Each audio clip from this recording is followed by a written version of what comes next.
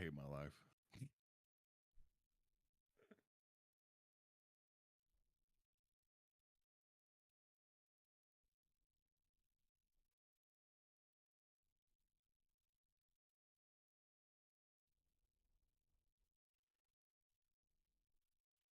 All right, good afternoon.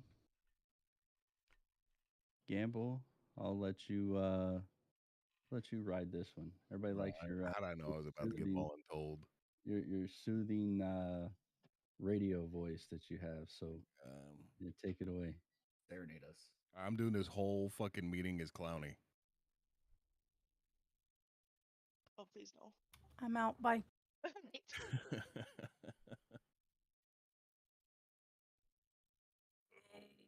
Okay, all right. I was not prepared for this, so give me just a second here. Let me go up to the top of the. Oh, there's not a whole lot of topics today. All right, so welcome everyone to the town hall meeting. Today is going to be Saturday, May 7th, 2022. We're a little bit late. Sorry about that, guys. We were debating a lot of different things, so kind of got held up. Well, anyways, we're going to start off with the first post here from XL Dirt. Server is crazily cop-sided. Cops go super hard in chases or with warrants knowing they're probably never going to get shot since crimmed guns are kind of and body armor is hard to get. XL, are you here right now? Put your hand up if you would like to talk, sir. Not sure if he's around. We got a lot more topics up above. Yeah, you need to scroll up a lot more. Wait, what? It starts with Yeah. G. Bro, this shit is not loading for me. I mean, we can start on that one and then go back. Yeah, to the let's top. go ahead and just go and start on that one. I'm sorry. Hold on one second. Okay, now I'm loading. That's fucking weird. I apologize. McDonald's Yeah, Wi-Fi for you. That was the first one that showed up for me. I mean, if XL's not here, if somebody has something that pertains to this topic, He's definitely sleeping. I've never Okay, seen then that man we'll awake at skip it. this We'll time. skip it. And maybe he'll show up, and we'll just go right to the very top. So G has got a few points in here. Proper ways to handle things in RP. Vehicles in RP scenarios. Proper use of Twitter. OOC talk and IC conversations. Staying in character throughout the scenario, not griefing or playing out injuries. The OOC talk in IC conversations as a staff member, I've seen a lot of this. People referring to staff as government, gods, whatever. Please refrain from doing that. Don't be talking about your brothers or your cousins, which you're referring to your other characters. You don't know them. You've never talked to them. You can't converse with them. You cannot exchange information with them. It's not possible. It's considered meta. It is a rule break. So don't be doing that. Proper use of Twitter. A lot of people post cringy stuff on there. We get a lot of reports when it comes to Twitter. People using it in ways that it should not be used. I does anyone else have any other examples of like different things that they've seen on Twitter? Maybe we people can mentioning talk- rape. Yeah, I was gonna say we can go. Yeah, that's a bad one. Somebody mentioned rape on it just the other day, and that is a no server wide, regardless if it's Twitter or if it's in conversation, if it's in text. Well, you don't discuss it in city. It's not role played. It's not allowed. And that's not even direct. That's contextual. Oh, I got raped on this car payment. Not acceptable. Yeah, it's no, thank you. Stay away from it. That is gonna earn you a ban quick, fast, in a hurry. Okay. Vehicles in RP scenarios. I'm not entirely. G, are you here right now, bud?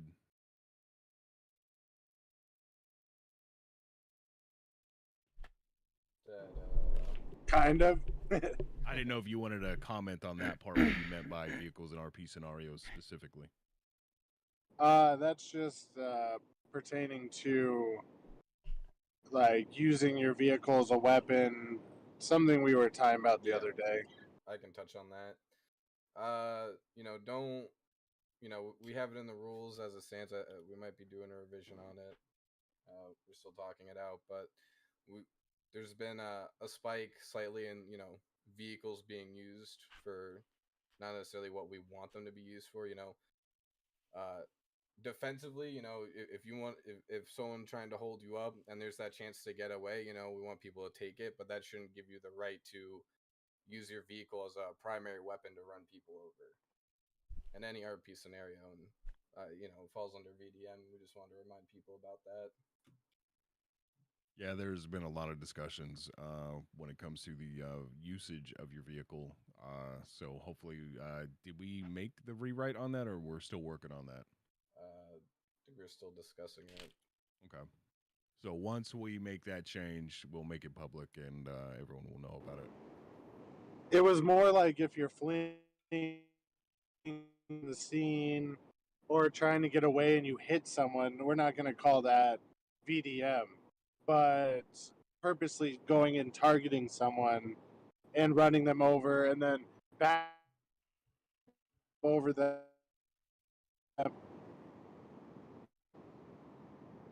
You're dying there a bit, buddy. Using the vehicle as an offensive Yeah, I weapon, know. essentially. It should be defensive. You're trying to use it as escape. You're trying to get out of there to, save your life, whatever. It shouldn't be used as like, I'm shooting someone and, my gun runs out of ammo or don't want to reload, whatever, and then you run someone over. It shouldn't result to that, Yep, 100% agree. Be mindful about it when it comes to that. Accidents do happen, but if it's clear that that was your direct purpose was to run somebody down with your car, you're probably going to get in trouble with that when it gets reported. So let's just be mindful about that. And then just kind of discussing the proper ways to handle things in RP. This would be a good time to just kind of reiterate that even if you do see somebody breaking the rules in front of you, you're not the RP police. Role play situations out to the best of your ability. If you find somebody is breaking the rules, make sure you ship it.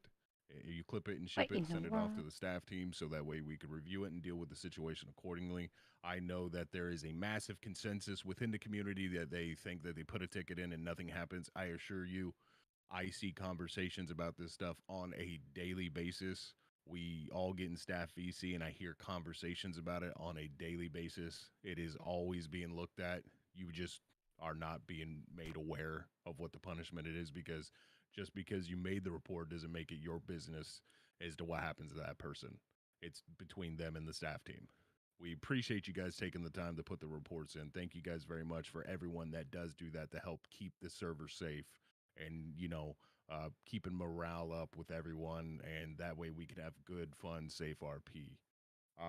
Just remember that ultimately RP is a give and take situation. So remember what you are giving and in turn what you should be getting out of it, because that's always been kind of my philosophy. Everyone knows I'm pretty much a man a cop. If you are nice to Gamble in character while I'm processing you or dealing with you, I am nice to you, and I am more than likely going to give you a massive reduction in your time and fine. If you're an absolute, for lack of a better word, just a butthole, I'm probably hitting you with everything. It's just we have to remember as cops that criminals are people too, and I like to banter with people, but you got to remember that cops are people too, that they're here for role play, they're here for experiences, they don't want to constantly be treated like shit. It's important that we remember that these are people that are behind these computer screens that are playing these characters, and yeah, you shouldn't technically take things personally, but it's kind of unavoidable. People can't always control different emotions and how they feel about things. So to dictate that is rather impossible. But manage yourself accordingly as best as you possibly can. If you can dish it out and you can't take it, you shouldn't be dishing it out in the first place. Hey, that's a very good point, Marlo. Yes, 100%. Because if you're gonna come hard at me, I'm gonna come 10 times hard at you. And if you can't take it and you're gonna cry out of character, then you shouldn't be dishing in a character in the first place. You know what? I have dealt with that a lot myself. I have met certain people in the city to where I will not engage them and until they banter with me, and then I will banter back with them, and they are upset with what I have to say to them. It's like, don't talk shit. If you can't handle it, don't talk it. Stay away from it. Exactly. It's obviously not healthy for you. And there's a lot of people that roll with it. I've met a lot of great people that just will banter a little bit back and forth. Nobody's offended. Because at the end of the day, what I as Gamble says to you, your character, like I'm just because I'm pulling a name random from the chat, like Bob Riot. I'm saying it to Bob Riot, not the person that plays Bob Riot. So for Bob Riot to get offended, the person that plays Bob Riot to get offended is silly. Because I'm not treating him that way. I'm treating his character that way. It's hard to discern. It is. I understand that, but people need to manage their expectations a little bit better. Just on that too, one thing I do notice is that some people will start saying stuff and it's okay for them to say it. But then as soon as somebody else says it, oh my God, that person's in the wrong. But you just said the same thing 10 minutes ago. Mm-hmm. Like, that's just childish. Like, if you're going to try to flip it on someone else because you think they're in the wrong, you're just as in the wrong. Absolutely. Guys, you just gotta be mindful about what situations you're putting yourself into. Not everything needs to be an OC conflict. Not everything needs to be my feelings are hurt now and now I have to raise hell. It's like I have seen criminals say downright nasty things and then I either call somebody childish or a nerd and it's World War fucking 2. And it's like you're a hardened fucking criminal that shoots at cops and shoots at people on a semi-regular basis. You're mad that I called you a nerd? You need to reevaluate your RP.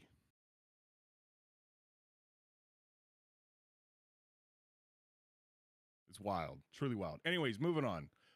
So proper ERP etiquette. I can't believe that this was such a massive fucking topic. We obviously have our stance when it comes to this stuff. It's in the rules. Follow the rules. I'm gonna say it's common sense. If you don't understand common sense, watch a YouTube fucking tutorial. Go to a TED talk. Go touch some fucking grass. Figure it out because we touched on the whole rape discussion earlier. That is not tolerated. If you're going to be doing things that involve adult content, be aware of your surroundings and the people that are around you and be considerate and understand that they might be streaming live on YouTube, on Twitch, on whatever platform that they may be on. Again, common sense, which tends to be not very common. Moving on to pre-storm deathmatch fighting. I'm just gonna say it's not allowed. Don't be doing it. If you're caught doing it, you're getting in trouble. There is no shooting, stabbing, killing, robbing, breaking the law in any way, shape, or form allowed. 30 minutes before the storm and 30 minutes after the storm. There have been people that have caught warnings and have caught punishments just because they decided to stab their friend 30 seconds before the server restarted. Do not do it. Keep in mind, there are streamers and whatnot that they're still engaged in their stories, even if those stories are winding down because they're quote unquote going to bed at the apartments. And there's nothing worse, there's nothing worse than the look of, the tsunami's coming and you've got 4, 5, 6 people rolling around on the ground at the apartments, in a big gunfight. And for what? And we find out later, oh, it was just my buddy and we were just messing around. Well, there's other platforms on 5M to do that, and it's not in the city. Yep. Just take that someplace else. If you can't control yourself once you see the 30-minute timer, maybe you F8 and quit until you can come back in and at least tie some RP to that stuff. Yep. Just remember that this stuff is not allowed at those times. Stay within RP. Stay in your character even to the very last second. Just remember that that could be immersion breaking for a group because there's always like a lot of people that are conjugating at the apartments when the storm happens, and you don't know who's around and who you just ruined something for. We have to be considerate about that stuff with one another when it comes to this because again, this is all give and take. So you don't want somebody ruining your immersion in the RP that you have going on just like the next. So we just need to be more mindful about this stuff in the future. Next subject is going to be more businesses in the city. I don't really think this really needs a whole lot of clarification or possible discussion. I don't know if G is here. Maybe Marlo, you could touch on this a little bit, but I know they are working on more stuff, working on opening more businesses. It's just slow rolling because I believe every business has to be built from the ground up. Just be patient with it. There are people that have already been told that they're going to have certain businesses in 3.0 because it's what they have applied for. And those will be coming up shortly. So we should see more mechanic shops, more restaurants, other things. And if you guys have ideas for a business that you would like to bring into the city, we have the ticket system. What were you going to say, Rusty? Right now, if you want to put a business in, it's going to be a while. We still have a bunch of businesses we got to bring in. So if you put one in, you're going to be waiting a while. Yeah, patience. So big thing is patience. But if you do have ideas, put one in. And if Everything they like is it, getting reworked, of course. I'm not going to say too much on what is getting done and what's not getting done. Obviously, it's funny that people say, "Oh, bring more businesses." If we brought every business out right now, do you know what would be the next topic? Oh, there's too many food businesses around. My business is not successful because this business is in this area or it's in this area. Can I move to a better location? Yeah, like stuff like Eh, that is just like and to touch on what Marlo's saying, I'll just go back to my statements in the last monthly meeting. The philosophy for 3.0 was not to just throw everything back out there like it was in 2.0. 3.0 became a thing for a reason, and we are adding things at a pace, just like we did with imports, just like we did with certain police vehicles. You name it, right? You can't expect everything today. If you're newer to the server and you're like, oh man, I wish they had more. I understand that, and it's coming. If you've been here for a while, you've lived through the original great, you've lived through 2.0, and now you're in 3.0. Show some, sit back, just take a look at what's going on and say, you know what, you should be able to appreciate it. Like there's going to be more stuff to find out, to use as the city progresses. The whole philosophy was not just to throw it back out there and everyone get bored again. And I know that that's a thing right now. People are like, "Well, I'm bored with this. I want more. I want more. I want more." Well, guess what? That's good marketing in a way because you're going to keep coming back to see what's the next greatest thing, right? Work on your RP. Let us do our thing. We I promise you, guys like Marlo, Sam, Gunny, and of course G, bust their ass to put stuff together. And when it comes in, they want to make sure it's the next greatest thing. It's going to be successful. So just stay tuned. All that will come in time. and a big point to make, and I am a huge advocate for this, and I have seen other people do it, and I appreciate it when I see this, is you do not require a game mechanic to be brought into the city to have good, fun RP. In a previous life in another city, I role played as a small Indian man that uh, owned the 24/7 gas station down off of Grove Street. And in this city, you could not buy businesses. You could not do this. I got nothing from doing this role play other than paying fines with the cops when I would did this. And yes, Payne knows exactly what I'm talking about. He's a little Indian guy called Poon Poon. And I role played that I own this 24/7. I'm not doing the voice. I role played that I own this 24/7, and then when the cops or somebody would piss him off, he would rob his own store. So then I would do that to get interaction with all the cops and everything. They would show up and I would have a chase. Amazing RP that I loved. I had another group of friends that were hobos in another city that they would go rob the pillbox of ibuprofen, and they would just go in and start doing e-box and interact with people. We're just gonna leave with all these pills here, okay? So, and then it would just ensue into a big chase and everything. They got nothing, no financial gains other than getting arrested if they got caught. They got nothing out of it. And a lot of people lose sight of that I need to get this in order for me to be okay with doing that. And I don't think that should be everybody's mindset all the time. Don't get me wrong. You got to make money. I understand the grind is a thing. You want to buy houses, you want to buy cars, you want to buy this, you want to buy that. but understand that at the end of the day, we are here for role play. We are here for interaction. And you can create all these interactions and all this different stuff with just a good imagination and brainstorming with your friends and how you want to do different situations. And So believe it much or so. not, that's why a lot of law enforcement officers play law enforcement officers, because they get to engage in role play, make role play, whether it's, pulling a vehicle over, and having banter, even if it's a 5 minute, you know, uh, trying to make the person realize that they're driving like a goofball, or it's getting into something more like a vehicle chase, or stolen vehicle, something of that fashion. But that's why a lot of folks play cops. I mean, the cops don't make exuberance amounts of money, especially when they have to buy their equipment, pay for their fuel, etc. But personally, that's why I play a law enforcement officer, because you can really get into so many avenues of RP, and there's nothing to be made from it. When I write you a citation, I don't get the money for that. It goes into the society, right? So uh, just keep those things in mind. The RP is very important, and if anything else takes precedence over RP, then you might want to look in the mirror and ask, what are you doing in a serious RP server, right? So again, not to hijack your thoughts there, Gamble.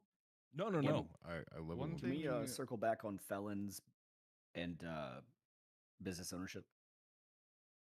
Somebody was mentioning that in chat earlier. one thing that I'm just gonna go back to what we were saying about like businesses and stuff like that. One thing, and the progression over time. One thing that just is mind-boggling is people will go over, and I don't even want to bring it up because there's no need to, but people will go over and play on No Pixel, where a heist gets released and it's not even public for about 2 months. The biggest gangs in the city have that heist in their control.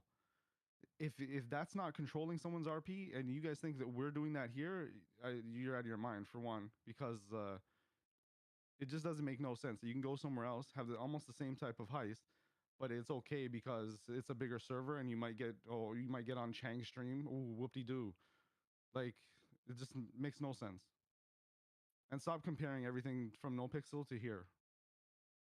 That's a Yeah, content city. yes. That's Yeah, a I hate that. 100% a content city. I had a very passionate conversation with somebody about that the other night, talking about the differences. And hey, don't get me wrong, No Pixel is the Cadillac of RP servers. We're all aware that they have all the Yeah, they nice got some flashy cool stuff, but scripts. That's because they got 50 people on exactly. a dev team that do this shit all day. G is one person. Yep. I barely do anything. I don't do anything dev work. No, I come up with ideas and how we can make things better. Or me and Sam, we just bang out cars and buildings. And don't forget the money that you pay to play Yeah. there. it's Mhm. it's not Some free. of these Their bozos are highest paying their highest donation $500 tier a is like month to sit in a 500. queue Yeah, for 8 hours. Like, that exactly. shit is funny as hell. Yep. I used to play No Pixel, and yeah, you are right. Gamble, it is 500 for the highest tier.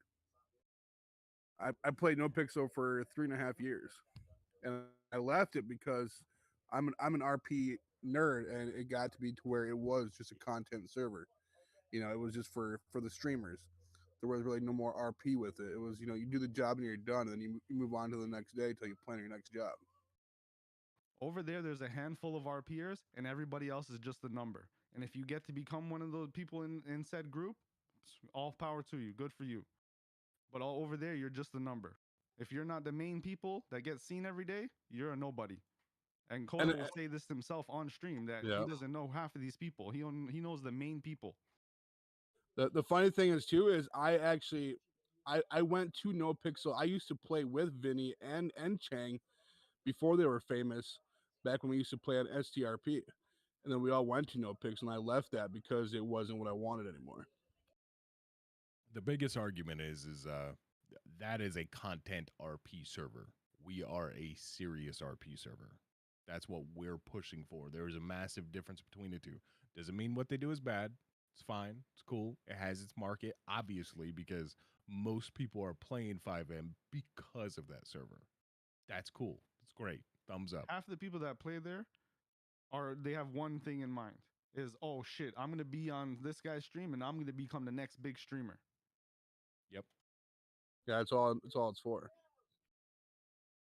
So just keep that in mind, guys, that our process is going to be slow and you don't want stuff to be rushed. Finch was talking about this earlier. If we dropped everything now, y'all are going to be bored in 3 months and want 4.0. And then G is going to die from exhaustion. Or it's you So- have everything and then what? It goes back to 2.0, standing around. Oh, I have everything in my house, so I Mhm. just need to RP with my friends and no one else. Oh, I have some stuff that your group needs. No, I'm gonna keep it to myself because I don't like you and I don't want to interact with you. So one thing to take into consideration, guys, and a lot of people don't ever think about this, is you're responsible for your role play. You create your character. It's your story. Where you want to go with it, what you want to do. Manage your expectations and have patience. It is what you need to do. Your fun is your responsibility. It is not our team, our job as a staff team to manage your fun. It's not what's going to happen. I'm not going to do that. I'm not going to babysit you like that. So you guys are able to go out there, create role play, and have fun. And again, remember it's give and take.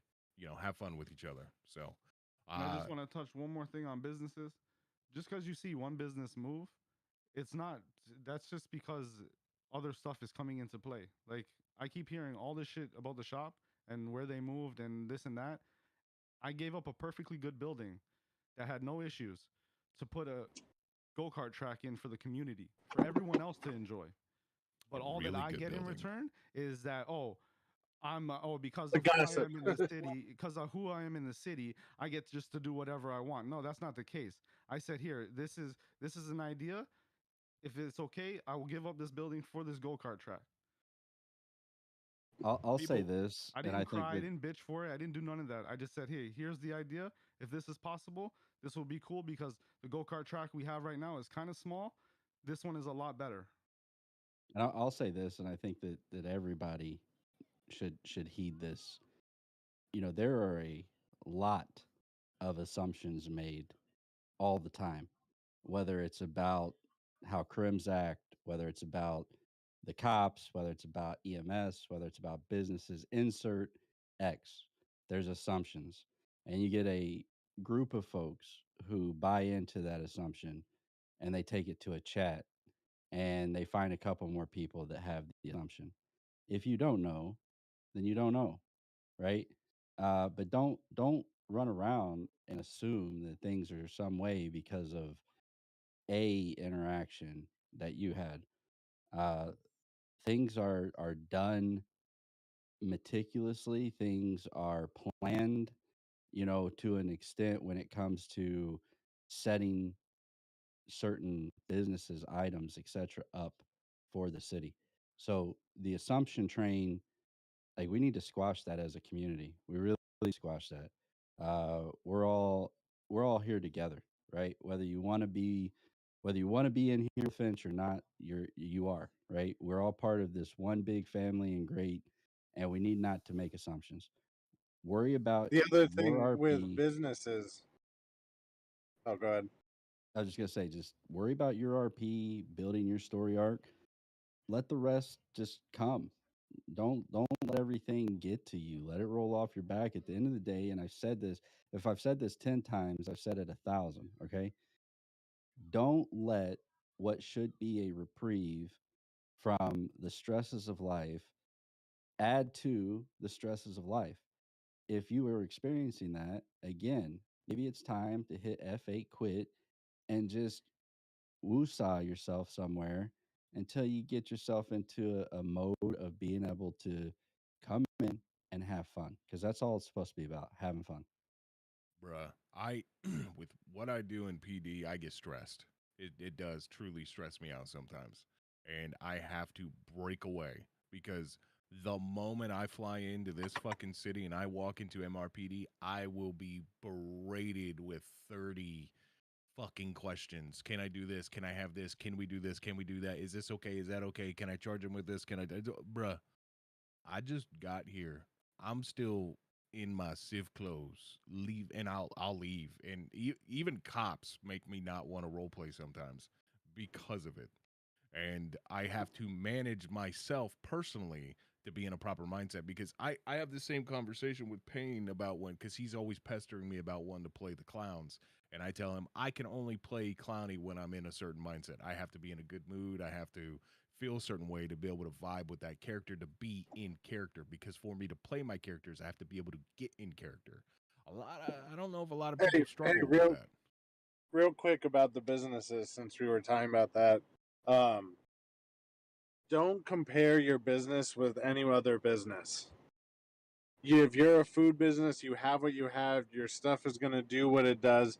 You could suggest edits, but I just hear so many complaints of, oh, well, this does this, and they have one more item, and they have an extra delivery car, and it's always like this big dick competition of whose is better, and every business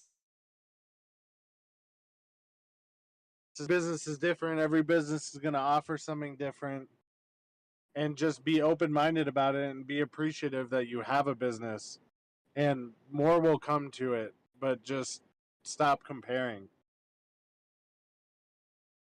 Yep, very good point. You need to be worried about your own business, not everyone else's. And that applies to a lot of things, not just player owned businesses. Worry about your own business.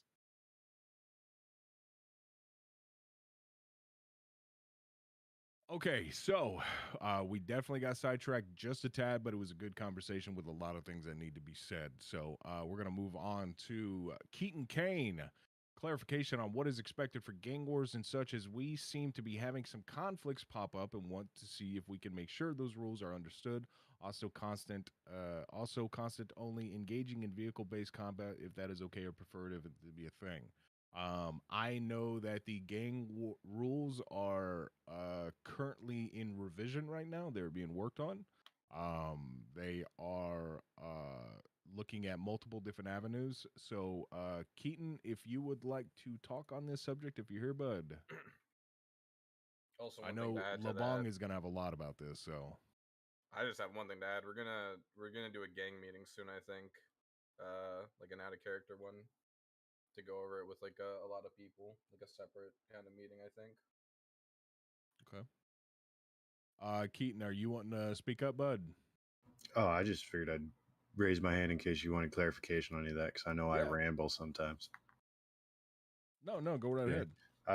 I know I like one them thing, too. and I I think it's think a good you talked opportunity with some to of us that had initially brought clean up the some air on questions some about it things. a bit, Gamble. I think By you and G maybe did, but like some of the rules, the way they were stated, are a little bit confusing. Like some of us, like a lot of our group just joined in 3.0. So some of us, a few of them, it's even our first RP server. So it's like some of it is what is turf, what is territory, because the new system, are those being revamped in that way, or is that kind of why we'll have a gang meeting later on? Well, that's one thing we're working on is deciding what is the territory, what's the turf of things on the 3.0 side of things because of the change. And then I know one thing that has come up, I think, once or twice is people claiming certain things that are inside of a territory as theirs, even though they're like public gathering spaces. A lot of the rules and stuff that we discuss amongst the staff team, we have to see how y'all handle things in RP to see if it would make sense if we made a rule. So a lot of time we have to see how y'all interact to see how we would make rules upon things, because we don't want to make it too powerful for one particular group or set for one particular person. You know, we have to see how the community reacts to certain things.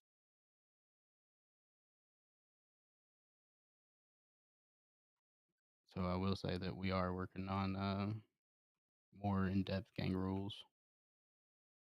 Yeah, and then the one for vehicle-based combat, I know that was something that just like was kind of an idea that a lot of us had, kind of OOC as well as in character, because some of us suck at driving and others of us suck at shooting. But I know for a fact there is a setting in 5M and I think some visual settings where you can basically have absolutely zero recoil while shooting from a vehicle. And that was why that was brought up, was, is that something that you guys want us to kind of avoid, is only doing drive-bys or vehicle-based combat? That's kind of up to you. I mean, there's no rule against vehicle-based combat. Like, you can shoot from the car, no problem. You shouldn't be using exploits or combat texture packs that you install into your 5M application data to gain an unfair advantage. It's about having fun. Obviously, there's going to be some competitive format to the gangs. It's natural. It's going to happen. But definitely no texture combat packs or anything like that. You can shoot from the car. How you want to go about an attack. That's up for you to design and mastermind how you want that RP to go down. And like, we're not here to police anybody's roleplay, but that's where the leaders have to discuss how they want to run things between gang wars or gang shootout. I can tell you with my group, there's very two different sides basically. If one group some groups like to avoid conflict and want to be diplomatic and negotiate, and I encourage that RP if that's the route they want to take. And there's other groups that want to do the fights, and we'll do that. So it's really be considerate and come up with good RP ways to, I guess, come at each other. There's so many different ways to go about it. Really, you could do like a Cold War type of deal where you might not be fighting each other directly, but financially you are. I mean, there's really a lot you could do. Oh yeah, there's 1,001 ways to have conflict in this setting. It's just the rules they're loose, and I understand why they're maybe intentionally loose, but some of it looked like it could use clarification, which is why I put the post in there. But like LeBlanc said, we're gonna try to set up a gang meeting with the gangs and try to figure out what works for everybody in regards of the RP side of things, but the rule side of things is going to be a community thing, so it works for everyone. Yeah, as far as I could tell, they're definitely working towards balance and just figuring out what's really going to work out. So I know we're saying this a lot throughout this meeting, but just have some patience, and we'll get everything figured out soon enough. And there'll be an iteration of the rules that will come out, and there might have to be changes that will have to be made for that because of the RP that is before us. So, of course, I understand. 3.0 only came out March 20th. Yeah, I think we both made that point the other day, Marlo. Yeah, it's not even 2 months yet. And I'm assuming you're referring to like the vehicle shooting thing was with the war you guys had with Cammy. Honestly, from our side, it wasn't even a war. No war was actually ever declared. But that's a whole nother topic that doesn't need to be brought back up. Okay. Do you have anything else that you want to talk about on the subject? No, that's all for now, guys. Thanks. Awesome. Appreciate you, brother. Let's see. Jay Burns. The passenger will not go flying out of windshield if he doesn't have a seatbelt on. If you are having headaches, will go flying out. The driver can be clean to do not matter. LOL. Okay. Hats. I feel weird looking at. Naked head. Hats are being worked on. Some load-in music. That's a G question. If he ever wants to put load-in music again. This is all more suggestions. It looks like. Everything you have here in this can really just be discussed in suggestions channel. Let's see. Earn Yeager. Smash and grab should be allowed in jewelry store robbery. Basically, no one wants to rob a jewelry store. Wait for cops to show up, and then it doesn't really make sense. Well, we are here for role play, so it makes perfect sense. We are here for interaction, not for you to grind money necessarily. I mean, it's obviously a part of it, but we're here for interactions. And I see that this is a heavily posted in thread. I am not going to go through this thread. I have been on both sides of the field. I've played Crim RP. I have played Cop RP, but here pretty much do the cop side of RP. But you rob cops of roleplay if it's just smash and grab. Let's go. We got what we wanted out of this. Fuck everybody else mentality. But Jaeger, if you're here right now, if you want to talk on the subject, we can bring you in. Unless somebody else has something they want to comment on it.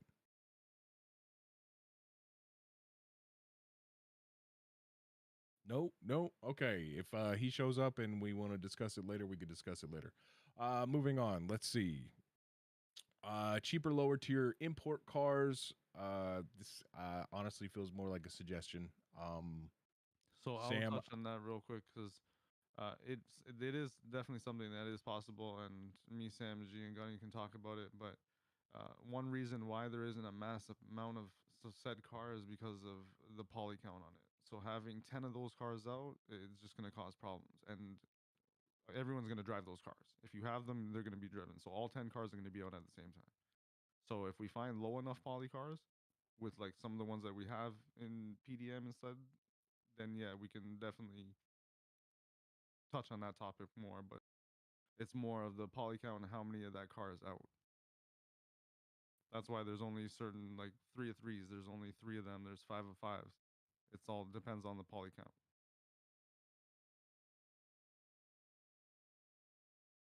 Who just tagged? You guys are not watching for hands raised. Yeah, it's hard for me to watch that while I'm talking because I'm reading the channel and I have to tab into something else just to see if people are raising their hands. I'll try to watch for hands. I appreciate that. Thank you. But yeah, so just keep what Marlo just discussed. Sorry, keep that stuff in mind. The next topic is actually talking about cars as well. New cars, not one of one or three or threes. A lot of stock cars that aren't around. Marlo, I don't know if there's more to come with other vehicles or if there's. Yeah, we're always going through the list and looking at what cars to put in. There's still a whole nother dealership to open.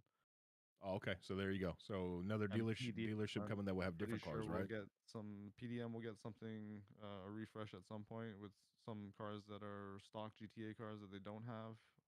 But yeah, there's still the whole other dealership, and well, some cars we're still working on because they have weapons on them. So we want to try to remove weapons because there is a couple of good cars that have weapons, but unfortunately we can't trust the people not to use them. That's a very good point. All right. Every time I tab in and out, back and forth, it fucking moves me in my screen here. The tow yard is really an essential business. It needs to be running ASAP. I kind of feel like this is moot considering it's up and running now. So I just remember for any cops that are paying attention, you know when the tow truck drivers are on duty, make sure you are utilizing them instead of just impounding cars all the time. We need to be giving the tow truck drivers their RP as well.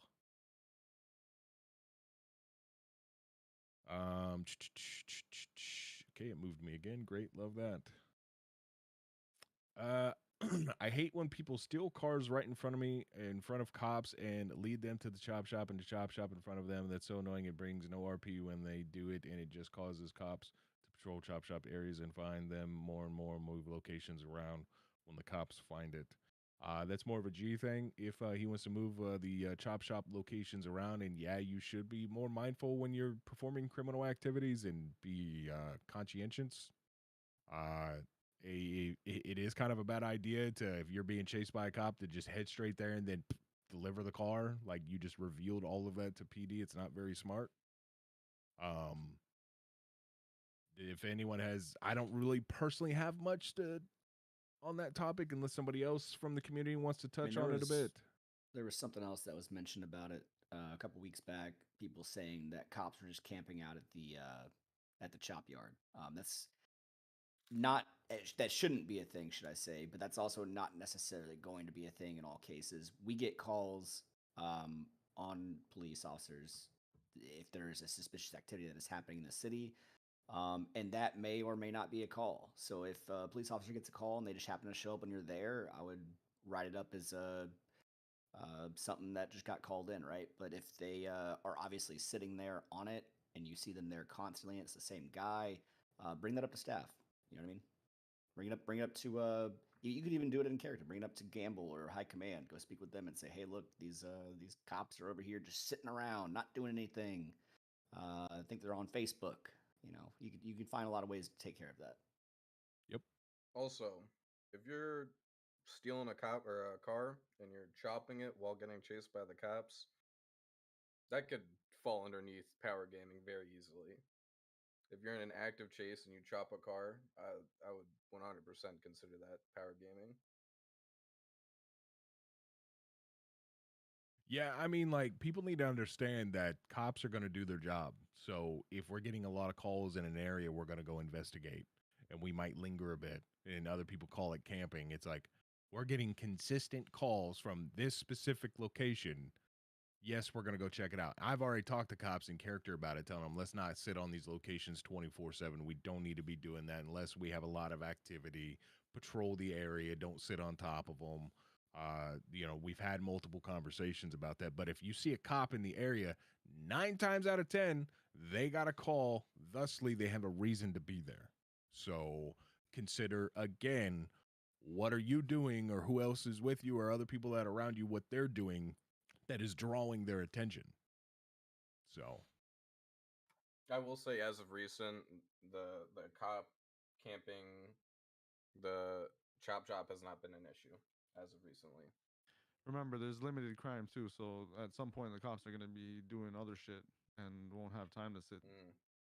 There's still all the banks. There's still some more stuff with like street racing and boosting and stuff like that. So Kelly has told me before that she has been parked by one of the chop shops performing a traffic stop with somebody, and people would just be driving in, dropping cars off, driving in, dropping cars off, driving in, dropping cars off, ignoring a cop car, sitting there with their lights on.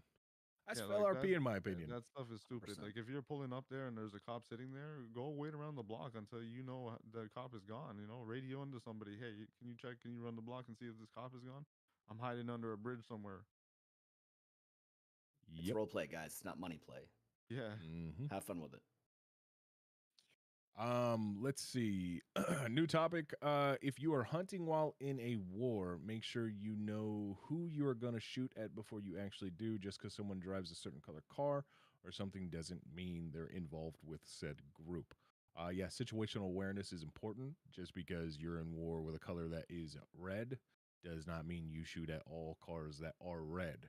Familiarize yourself with them, the vehicles that they drive. If you know they all drive fucking Evos, don't go shooting at fucking Sultans because you can't tell the difference between cars.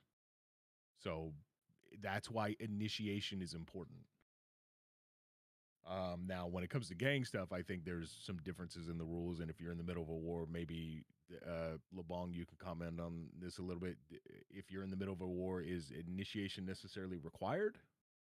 Yeah. So, like, It honestly depends how they talk, like how they work out the plan. So I shot that person.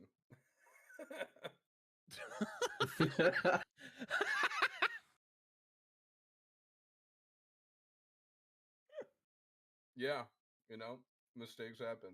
No, but we initiate. Usually there's negotiations before the war. Okay. That was an unlucky situation, okay?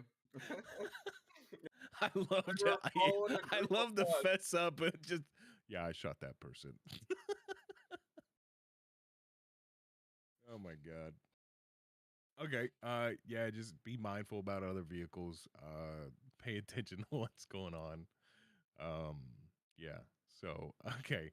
Unless anybody else in the community has something they want to pipe up about on this topic. I know Rez was the one that mentioned it. Rez, if you're here, if you want to talk about it. Yes, no, maybe so. Because it just came to mind, and I don't want to lose the thought. If you are causing an issue at somebody's business and they ban you from that business, don't get mad because you got banned from that business. And now, okay, me as a shop owner, if you start something at my shop, remember that's directly disrespecting me. That's my business. I don't come to your block and start shit. That's me going and disrespecting you guys by doing that. You doing it on my block, pretty much. That's disrespectful. And then I don't want to hear because I banned you from the shop. Now it's a big deal. No, maybe come have a conversation with me like a civil person, and we can agree on things. Yeah, I guess speaking on that too, because I run the pawn shop and stuff. We had a problem with a individual that came in and threatened to, give all our shit away to PD, all our information and stuff, how we run the pawn shop and stuff like that. And when one of our guys went and pressed that person, and then you come at me, see with it is kind of not good either.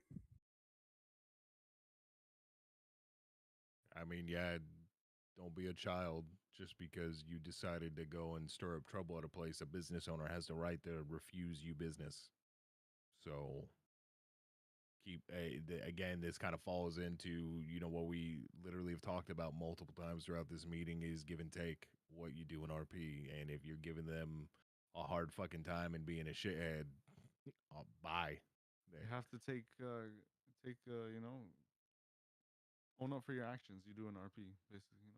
You wanna be a man about it, and then approach them and apologize. Maybe they could be sympathetic. It depends on how you decide to go and role play about it. But if your resolve is to you now have a vendetta and you're gonna shoot them and you're gonna do this, you're gonna kidnap them, you're gonna body dump them, it's not gonna bode well. It's not gonna go anywhere. It's not gonna fix the problem. So just try to figure out the best way to resolve said issues in character. So. Next topic, AC. Is there any way to bring bike armor into U-Tool? One that doesn't provide bullet protection, but does help with the nasty falls on bikes. Recently, locals have been really aiming for motorcycles, and it's killer. I don't really ride a motorcycle that often, so I can't really speculate on this topic. If we can make it work, we can definitely look into it. I know where I'm aware where bike armor works. It's in No Right. Pixel. Yes, but that's because they are crackheads when it comes to that stuff. Oh God, they posted the clip of when I shot Riot. Accidents happen, Riot. Sorry about that, bud.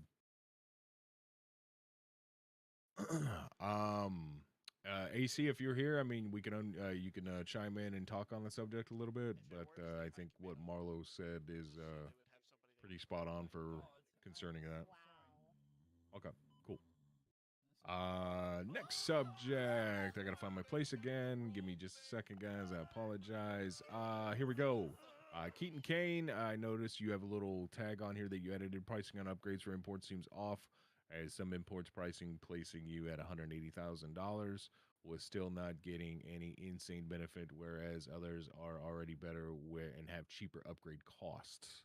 Do you have anything you want to add on about that, Marlo? Not too much. I think I said most of it. Again, this is still trial and error with some of the stuff that we have. So we have a list of every import that's in the city in this laptop, you want to say. Not all of them are taking. It's not reading properly. That's what I tell people in character. It just doesn't read the car. But at the same time, we just can't go and change one thing because it's going to change everything. And then it's going to be back to, like I said, back in 2.0, I was a mech shop owner for maybe a month. Did we make money? Yeah, I threw an event. That's how we made money. And I gave away 3 cars. So I didn't make money. I lost money. But what I heard from all mech shop owners is the fact that you come in, oh shit, Lamborghini is 50K to upgrade, fully upgrade. Oh damn, I never see that person again. You never see these cars again. There's so many cars in 2.0 we never saw because they're fully upgraded and never driven. You shouldn't be painting your car every other day. That's just not realistic. The paint will probably still be wet. Yeah, it's just your Lamborghini is going to cost some turbo systems alone on Lamborghinis is like 150K. That's just turbo system. That's not even fucking labor and all that shit. That's turbo. So if you got an expensive car, it's going to cost. I got 40 cars. It's going to cost me $5.2 million to upgrade all of them. That's just upgrades, not even cosmetics, just upgrades. I'm not crying every 2 seconds for a change. Just roll with it. So, like you said, if your it's car all is cheap one day, shit, you got the luck of the draw. Consider yourself lucky that day. So, like you said, everything's just kind of trial and error. They're doing their best with what they can and can't tweak. So, patience is a virtue, guys. Just remember that it is something that they're actively always working on, trying to make better to where it is suiting everything. And like you said, it's not realistic to And the money that I constantly. see around the city, it shouldn't be an issue. Yeah. That's just there's a lot of money out there. So upgrading the car, yeah, okay, you're taking a loss, and it's gonna maybe take you a couple days to get back to that point. That's just a couple days you got to do. Not saying grinders are gonna be there. That's just the mentality of people. The fact that when we talk about grinding and stuff like that, it's more of you're driving down the street in a FedEx truck and your doors are open. That's just not realistic. It just looks dumb. You'd probably get fired by FedEx if you did that shit. I literally saw like probably 10 FedEx trucks yesterday doing that. Oh yeah, Literally me and every Sam single just one drove of around them for are an hour Yeah, last night. close your doors. RP the job out. Oh, not even just that. Yo, I was driving last night off duty with some people, and we came across by the red garage on Vespucci 5 fucking FedEx trucks just parked in the road and on the side. Oh yeah, Put don't your leave your trucks out. dump trucks either at the apartment. I saw like 4 of them just sitting in the middle of the road. Yeah, garbage trucks. Like it is possible, and G's not here, but I'm pretty sure he spoke on this one time when I spoke to him about it. I think we can make it to where if the doors are open, you can lose the packages, and when you get to your destination, it's gonna be like, oops, you have no packages, and you got to go and redo the whole thing again. We don't Honestly, want to that'd be do cool. that, but it is possible. There you go. There can be in-character punishments for doing that kind of foolishness stuff, And then guys. what's So gonna happen then if we do that is, oh, we're trying to control everyone's RP. No, you're just not RPing in general. yep, We have one request. Hand request. to bring speak. them in.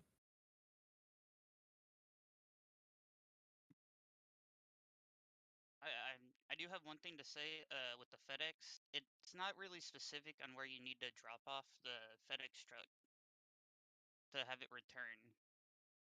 You have to like park it like where you get the truck from, but Mhm. I don't think a lot of people know that. There's They park no it like right around the corner. I think a lot of people are treating the vehicles like trash, letting them break, and then abandoning them to go get a new one. that Well, I happens was too. I was But if sitting there there at is the no like, FedEx thing, telling them where to park it yesterday. After I saw like 3 people park it on the side, but after that they knew where to park it. that something like that is just it might have been said, but it's been said somewhere else where it's been overlooked. But we can definitely look back into that if there's no like actual marking to say return vehicle here, like I guess the Amazon trucks and stuff like that. Yeah, and I didn't see one when I was doing the job, and I don't think anyone else could. No, that's not a problem. We can look into that. I'll jump in right after the meeting and test it out myself. My opinion on this might be dickish, but usually common sense just says, "I got the truck from here. Maybe Yeah, it goes back here." No, I know. that, I mean that's what I Common did. sense ain't so common nowadays. So Yeah, it's I mean it's that's the amazing. first And place I also put too, it. like the vehicles getting disabled, the FedEx trucks getting disabled, the garbage trucks getting disabled. This happens because If of you're one doing or your two job things. right, you won't hit it and hit Well, anything. there are extenuating circumstances. So one of the 3 reasons why these vehicles get fucked up is A, you get hit by another player, B, you get hit by a local, or C, you're just a fucking shit driver. It's usually you're just a shit driver. Or I wouldn't say shit driver. You're probably just trying to speed run something. Yeah, I was gonna And that say too, speed yeah. run and crashing. Is that all you had though? The Yeah, locational drop off. just about the FedEx. That's all I had. yeah, we Thank can you. look into that for sure. I That's did not an just get a DM. Somebody said that the FedEx trucks are bugged currently. Sometimes the doors can't close. I know that. Okay, if that's the case, people need to be reporting stuff like this Thanks, Aaron. to make staff aware. Yeah, not just like, oh, maybe that's how it is. That's definitely not how it is. Yeah, if it feels like it's bugged, report it so G and the dev team is aware so they can make the necessary adjustments. It also means that somebody could have took the wrong steps in doing the whole thing and broke it, and that's why the doors are not opening. Because I think it's part of the job for him to open. But I could be wrong. We got Richard that'd like to speak on the topic too. Bring him in. Bjorn. Hey, how you doing? You guys were talking about the whole FedEx and Amazon thing. I just wanted to bring up something that's really, really annoying because you guys have talked a lot about interaction.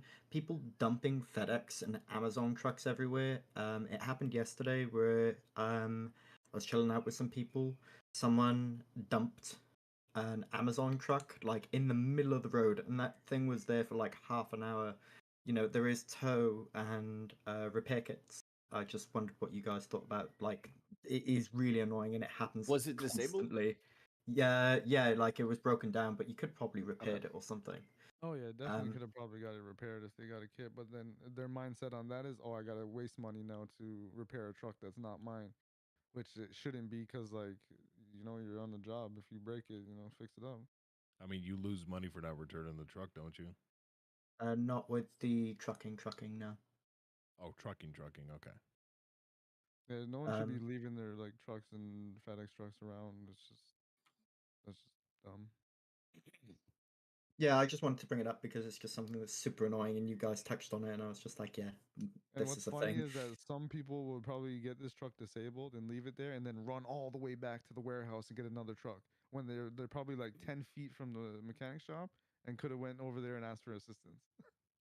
That's what's funny. One call away from getting a that tow. should probably happen, or tow, because good old Dugan's around now. Good old Dugan towing. Yeah, that's all I had to say. Thanks, guys. Yeah, All thank you, man. We Appreciate it. we got one more here, Jonathan Miller. What's up, Jonathan? Hey, how y'all doing? All right, I just wanted to kind of reiterate like the OOC chat in character. It's just like it's really immersion breaking when you're when you're in like a situation when you're something like shit's popping off, and then all of a sudden somebody's like, "Oh, I'm gonna go write a scratch off about this." But, well, don't just come on, like let's not, please. Yeah, just kind of try to keep everything in character, like Spence said many times. I just didn't know if we could reiterate something like that. Just if you're not creative enough to come up with, instead of, oh hey, I'm gonna send you a Discordia message or something, like there's other ways to do that, and it's still kind of happening with the whole Discordia thing. Just being a little bit more creative when it comes to talking about stuff like that. Cool. Thanks, man. Yeah, we definitely try. Like anytime I need to go do something, I said I gotta go send an email. I go type on a computer, and or something or. I'm 100% right. Yeah, exactly. Like pull out your phone, be like, hey, I'm gonna send you a quick email. Pull out your phone, send whatever you need to send, and then the other person can do the same. It's just like I said, you can do the emote phone call where it puts it up to your ear, and exactly. Some people should And understand that you're on the phone. Yeah, there's tablets, and I know some especially people have problem with props, and they do get stuck in your hand, and it'll make you run wild in a vehicle. It does happen. Prop stuck, I think, works. Some people say, and they don't have anything in their hand. You might not see it. Could be an invisible prop. Yeah, that's happened to me a few times. I know there's one gentleman in the city who has this issue. Yeah, I had that issue with. It sucks sometimes. I see it happen in other places, and they just make the best of it. I know one individual that gets in a car every time, and she flips in a 360 tornado for about a couple minutes. She just makes the best of it every time. Yeah, my boy Tyrone. Chasing cops down, trying to get in their car. I know, like when I do whitelisting with the others as well that do it, we always try to touch base with that. Just always try to be creative. Yeah. So like when you're role playing something, help be creative rather than just saying Discordia or other terms. I mean, yeah, we all know that Discordia is a thing, but we're role playing and it's got to be like a movie. Yeah. Yeah. No, I appreciate it. Yeah, like I said, it's just the whole a lot of people play, including myself, play this type of stuff to kind of escape reality, and then whenever your immersion is breaking due to stuff like that, it just kind of sucks. So thanks for bringing it up. Yeah, I appreciate you all. No, I greatly appreciate everything that you guys are doing. Right. It's awesome. Thank you. Real quick, I wanted to bring something up. And not that Jonathan did anything wrong here. But if you have something to say, let's hold that either till the end or until that topic does come up, just so we have a little bit of continuity and we streamline this. I don't want to get off track. Obviously, that's something we do want to talk about. And again, he didn't do anything wrong, but Yeah, let's I'm try the to do worst for that and raise getting our off hands when that track, topic sorry. comes up.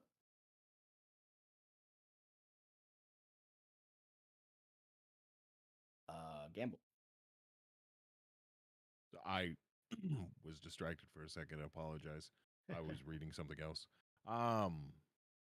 Okay, so yeah, we're gonna move on to the next thing. We're gonna discuss prison RP.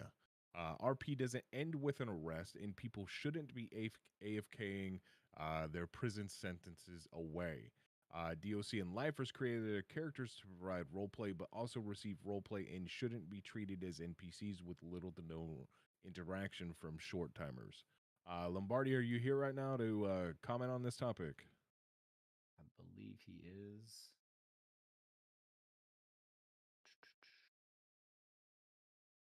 There he is. All right, bring him in. Yeah, I've just seen. Yeah, I've just seen that a lot of people AFK in prison and skip their whole sentence. But if you AFK in any other position, any other place, if you're a cop, you AFK for more than like 10 minutes, you're getting yelled at. You're probably gonna get striked. If you're EMS, you're gonna cause problems by AFKing and not doing your job. So why is it okay for someone to AFK in prison for an hour and a half, 2 hours, and ignore RP? And I understand there's a difference between avoiding people because it's your character's upset, and sitting there watching a movie.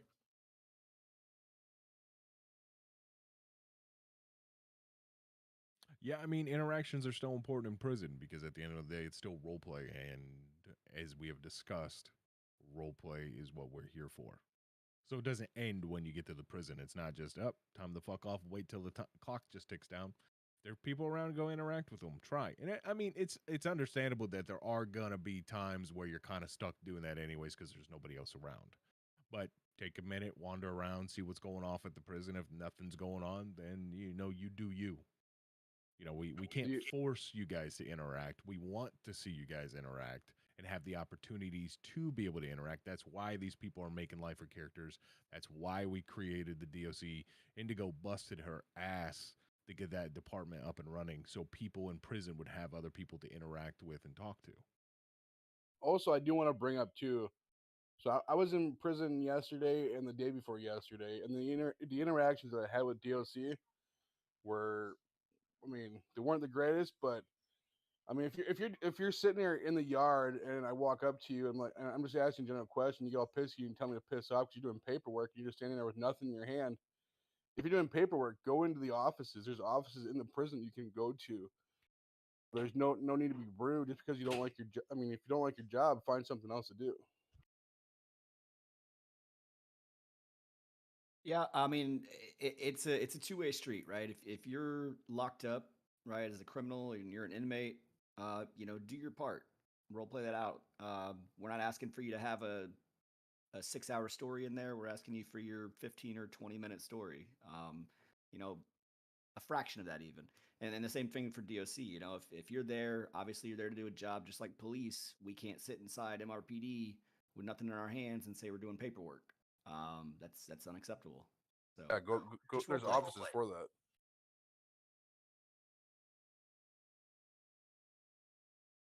Yeah, just people need to just be more mindful about how they're role playing and what they're doing. That's a big thing, and it seems for whatever reason it escapes a lot of people.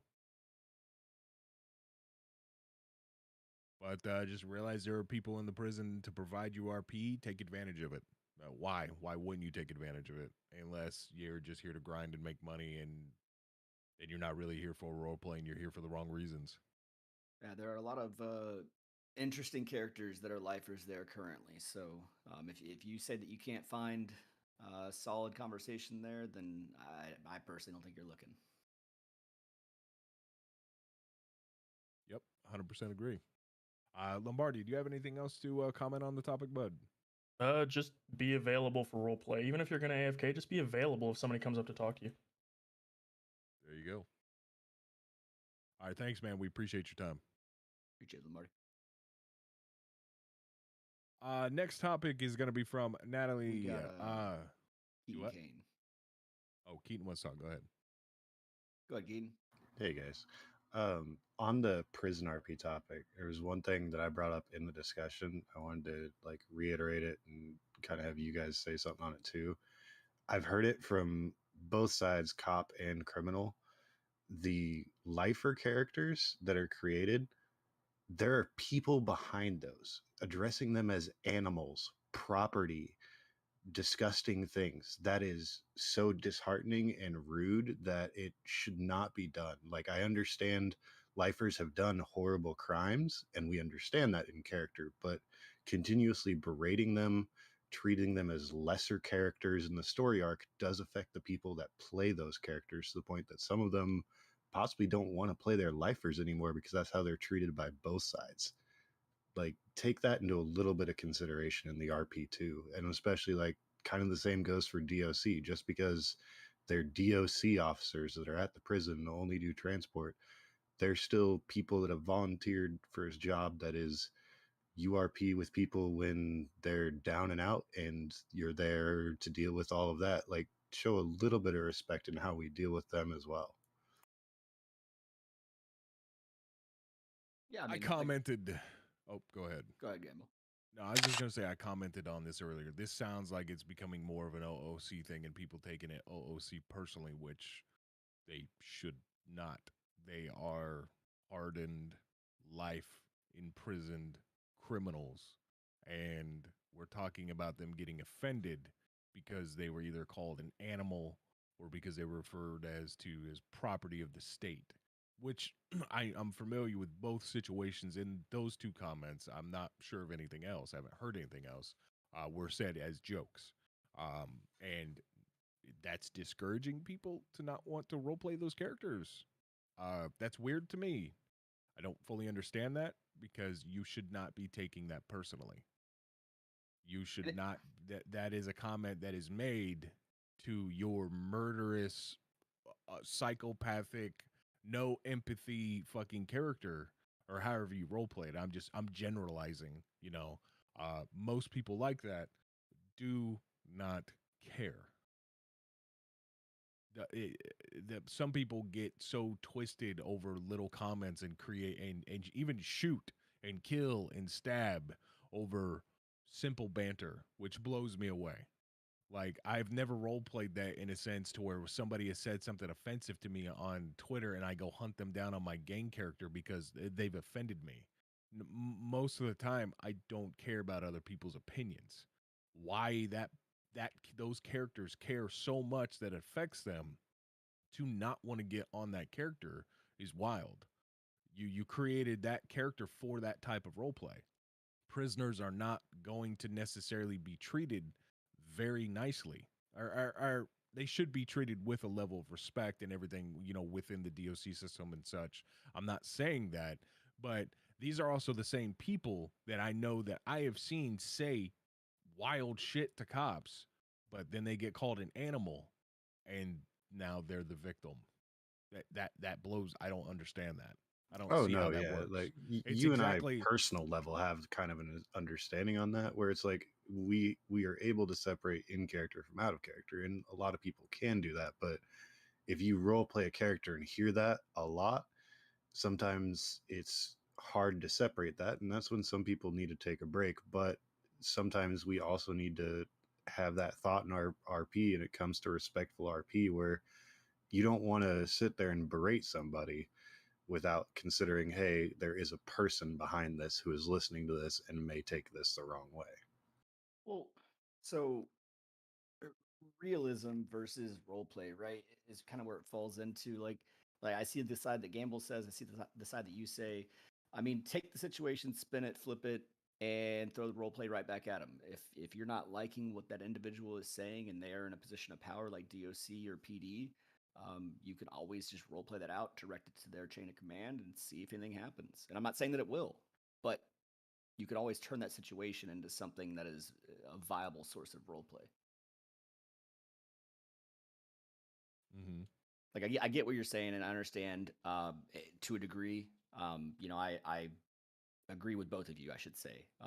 But I think it's more of a limiting factor on what they say versus, or rather, how bad of what they're saying is. You know what I mean? If they're calling you a cocksucker or something that's just absurd constantly versus just saying that you're an animal because you're in prison for murder, I don't think that's too obscure, personally. But if your character does, report it. That's pretty much all I had. Yeah, and there's RP avenues for all of that stuff to deal with all that stuff. So I don't want my statements to discourage anyone. That's my perspective, my opinion, right? You don't need to agree with it. It doesn't need to affect you. Just like if you have an opinion that I disagree with, it's not going to affect me. Cool, that's your opinion. Live your life, bro. And that's what we run into on a regular basis is difference of opinions. And a lot of times they clash and then feelings get hurt and so on and so on. But just remember, and this is something Marlo said earlier, do not be the type of person that dishes it, but then the moment it's thrown back in your direction, you got complaints. I personally don't want to hear it from you. Don't care. Because I am the fucking master of talking shit with people and bantering with people. You will never hear me complain about it when somebody does it to me. Never. Now, the only time that it will ever not be tolerated is in PD, and it's a disrespectful thing between ranks, blah, blah, blah. There's that small little margin. But even with criminals or civilians or anyone else, I am never going to go complain what that person said to me because I'm well aware what comes out of my mouth and how I talk to people, and that is just unrealistic and foolish for me to get offended. Yeah, we're all unabashedly ourselves. Gamble, real quick, I forgot because somebody DM'd me right before I jumped in. Were you gonna retouch on the point brought up right before this one, since you touched on it a bit early, or were you just kind of going past it again? We're talking about the Excel post, correct? Yeah. Somebody DM'd me asking about that. We can circle back to it after we finish this. All right, buddy. I'm gonna hop out again, guys. Thank you. Appreciate you. We got another person with their hand raised. Rocco. Got it right here.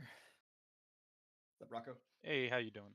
Okay, one thing I wanted to touch on as far as like people getting butthurt about, banter and everything, is that sometimes a lot of people put a lot of themselves in their character and they, like they can't differentiate. Like when somebody says something cross to them, they take it personally. Um, you got to kind of separate yourself from your character in a sense that I mean, whenever I talk about Rocco, I talk about him in the third person, and a lot of people they're like, "Oh man, he's talking about himself in the third person." What am I Whenever taking we're a pic talking of? like in a Oh, Discord I'm DM or writing anything up like a that, because I look at him like a report. character. I'm watching a soap opera play Here, I'll out, send it. and I played a character where I wanted everybody to like me because I put so much of myself into it, you know and it was the most boring RP I've ever had. And I wanted to distance myself. And Rocco is nothing like me. And I hold like if he gets shit on, it's funny. Like I'm like okay, yeah, that this is going in a good direction. And that's where I think that people need to like distance themselves from their character and just kind of look at them like they're watching a TV show, and kind of root for them, but at the same time, like if they get butthurt with something that somebody said, they can be like, oh, this is gonna be good, you know. Yeah, I mean, I agree. Just trying to take too much offense. You know what I mean? It's a Yeah. game after all, right? We're just Yeah, here talking shit. Look yeah, at it like just that. just don't put any of yourself into your character, you know. It's hard not to do that, and it is slightly unavoidable. A lot of people do that. A lot of people role play themselves, especially people that are new and not really familiar with how creating a new character. It is understandable. It's a growth being able to learn to separate certain things, and sometimes you need to take a step back.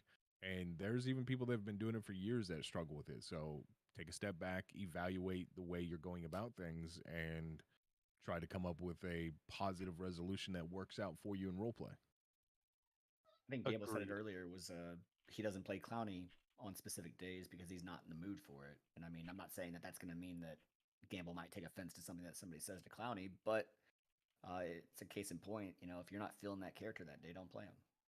Yeah, no, and I say that because I expect I have to role play him a certain way because I say wild, outlandish things, and I'm not always in the mood to be that way. I'm not always in the mood to just be fucking psychopathic. You know, I have to be in the proper mental state to really dive deep into that character and really just enjoy it. Sometimes, if I feel like I'm forcing it, I'm not having fun with it. So Do I I don't feel do it. heard? I always feel heard. Sometimes misunderstood. But so moving Are on, you drunk? I I feel like guess you're people drunk. want us I to didn't talk apply to about be the this undersheriff. server is crazily cop sided. I don't envy you. Excuse me. Cops go super hard in chases or with warrants, knowing they're probably never going to get shot. Ever since crims are kind of and body armor is hard to get. Is there anyone that is wanting to talk on this subject?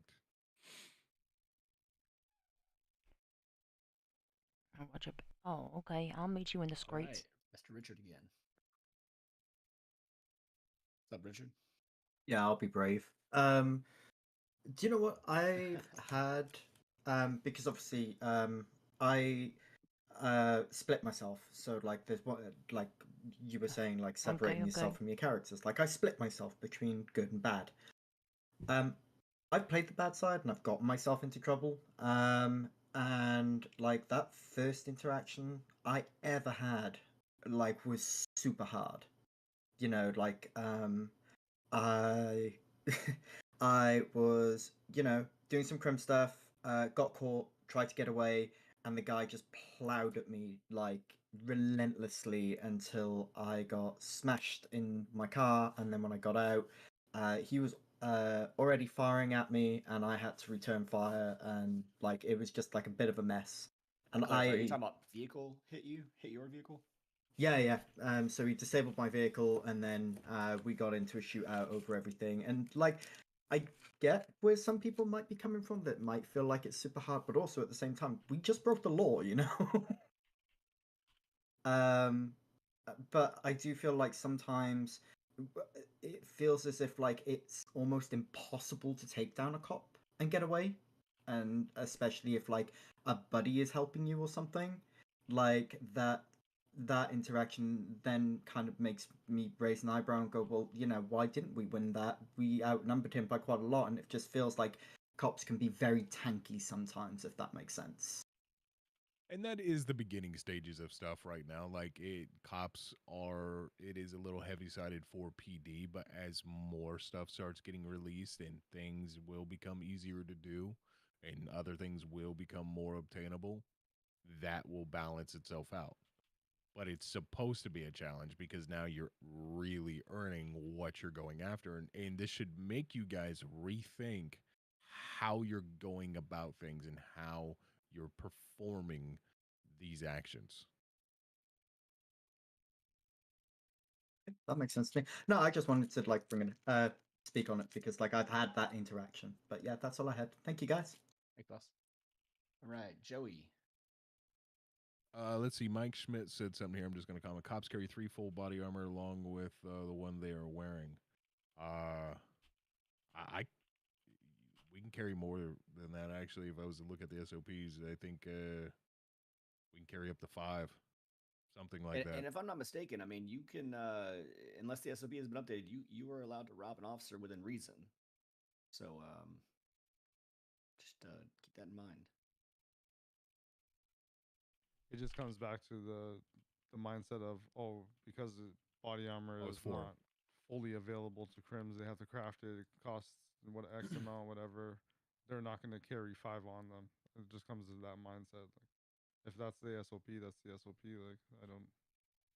Well, and I've heard officers say, and If I an don't officer necessarily is agree with standing it. there in a gunfight and he's just standing there and he's popping his armor, that's a problem. You should obviously be taking cover to reapply a different armor. Yeah, but I've heard officers say that they do not want to carry any body armor on them. Oh yeah, and I don't agree with the statement, but there are officers out there doing it. There's some people just don't like having a lot of stuff on them, and it's understandable. That's that's their own choice, whatever. Yeah. Joey, go ahead, brother. I think you're muted, my guy. Yeah, we see your light going, but we don't hear you, buddy. Nothing. All right, I'm gonna kick you out here. Fix your mic up, and then we'll pull you back in. Baby Gamble, what's up? What? Ah. It's actually other Gamble. Okay, just playing so Hit. you know. Yeah, he addressing me as Hit yesterday. So for this whole cop-sided thing, I see both sides of it because I have an active crim and an active cop. And I think the biggest things that should be changed is the sort of economy side of it with the fines, because a criminal can get absolutely demolished in fines for a very petty reason, and it takes a lot of time to make that money back doing either illegal or legal jobs. Firearm licenses being revoked for doing evangelicals, I personally don't agree with that unless they use it in a violent manner, so they're shooting at somebody, because it is a hard requirement to do that shop. So it should be sort of looked at in that light, if that makes sense. That's all PD stuff. I don't really touch on that. That's more Gamble's and Finch and Jerry and stuff. But I will agree, if they haven't used the weapon, then I don't see there being a charge for it. You could bring an No, empty the only gun reason to you're a going to get a Vigelico. charge is if you don't have a license. Yeah, but it's when I did evangelicals, it wasn't long after the license had just started becoming a thing. Mine was taken off me, and I didn't even have any bullets on me, so it was only literally being used for smashing the cases, and it was still revoked regardless.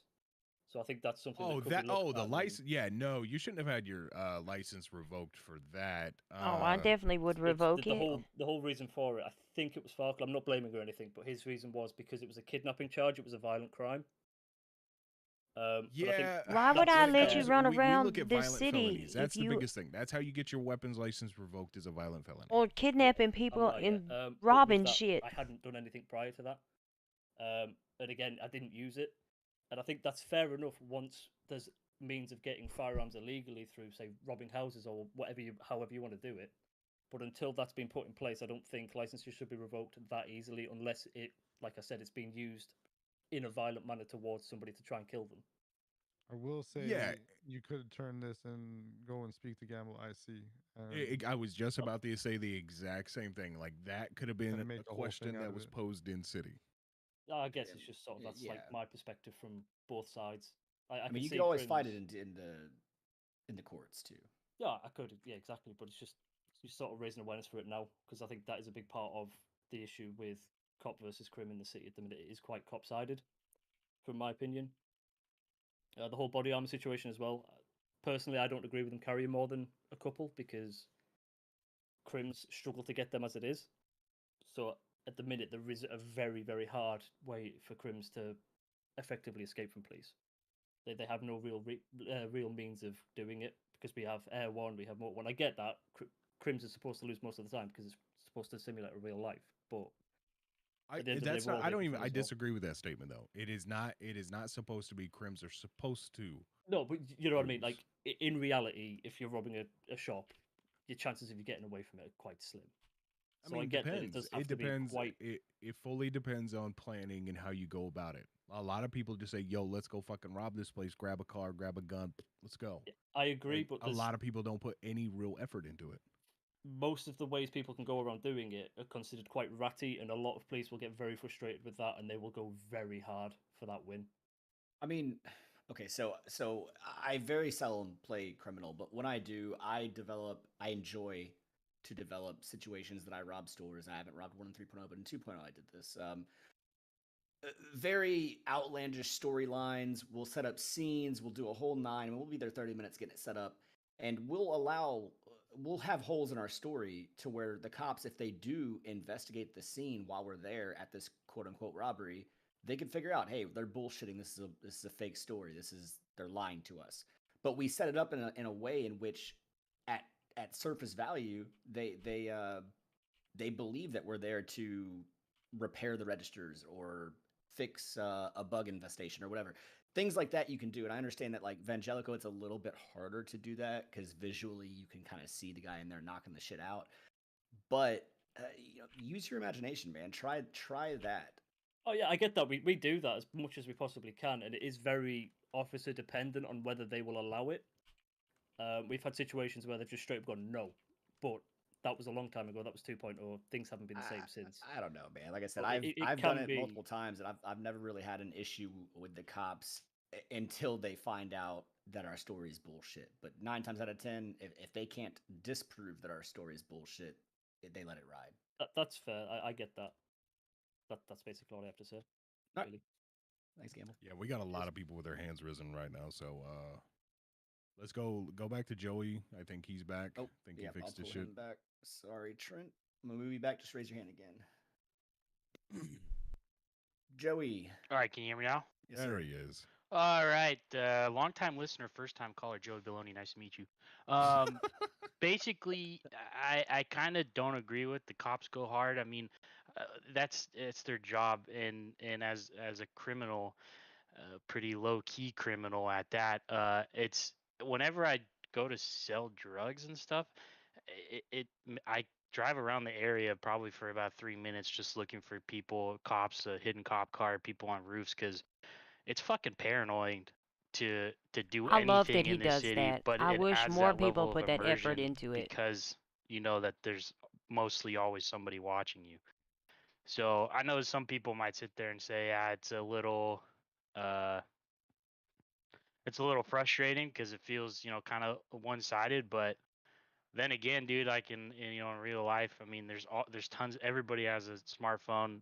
There's everybody watching. So I don't know. I think it just makes it gives it another level of immersion. Yeah. Yeah. Definitely. In my opinion, it But, comes yeah, down to that's role it. play. Are you in it Thanks. I and appreciate you, interested in man. doing it just Joey, for get your ass the back to quick the and pawn easy shop and money, start selling more USBs. or What's up, Trent?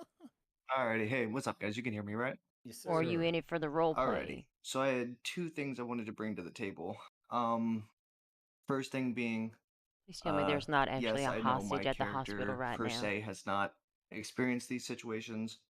However, he has heard from other people's characters from their perspective that they've tried to hold up a single officer to get items off of them at gunpoint. Like they approached out of the vehicle, gun already in hand, and they've been responded with a cop opening fire on them in a couple situations.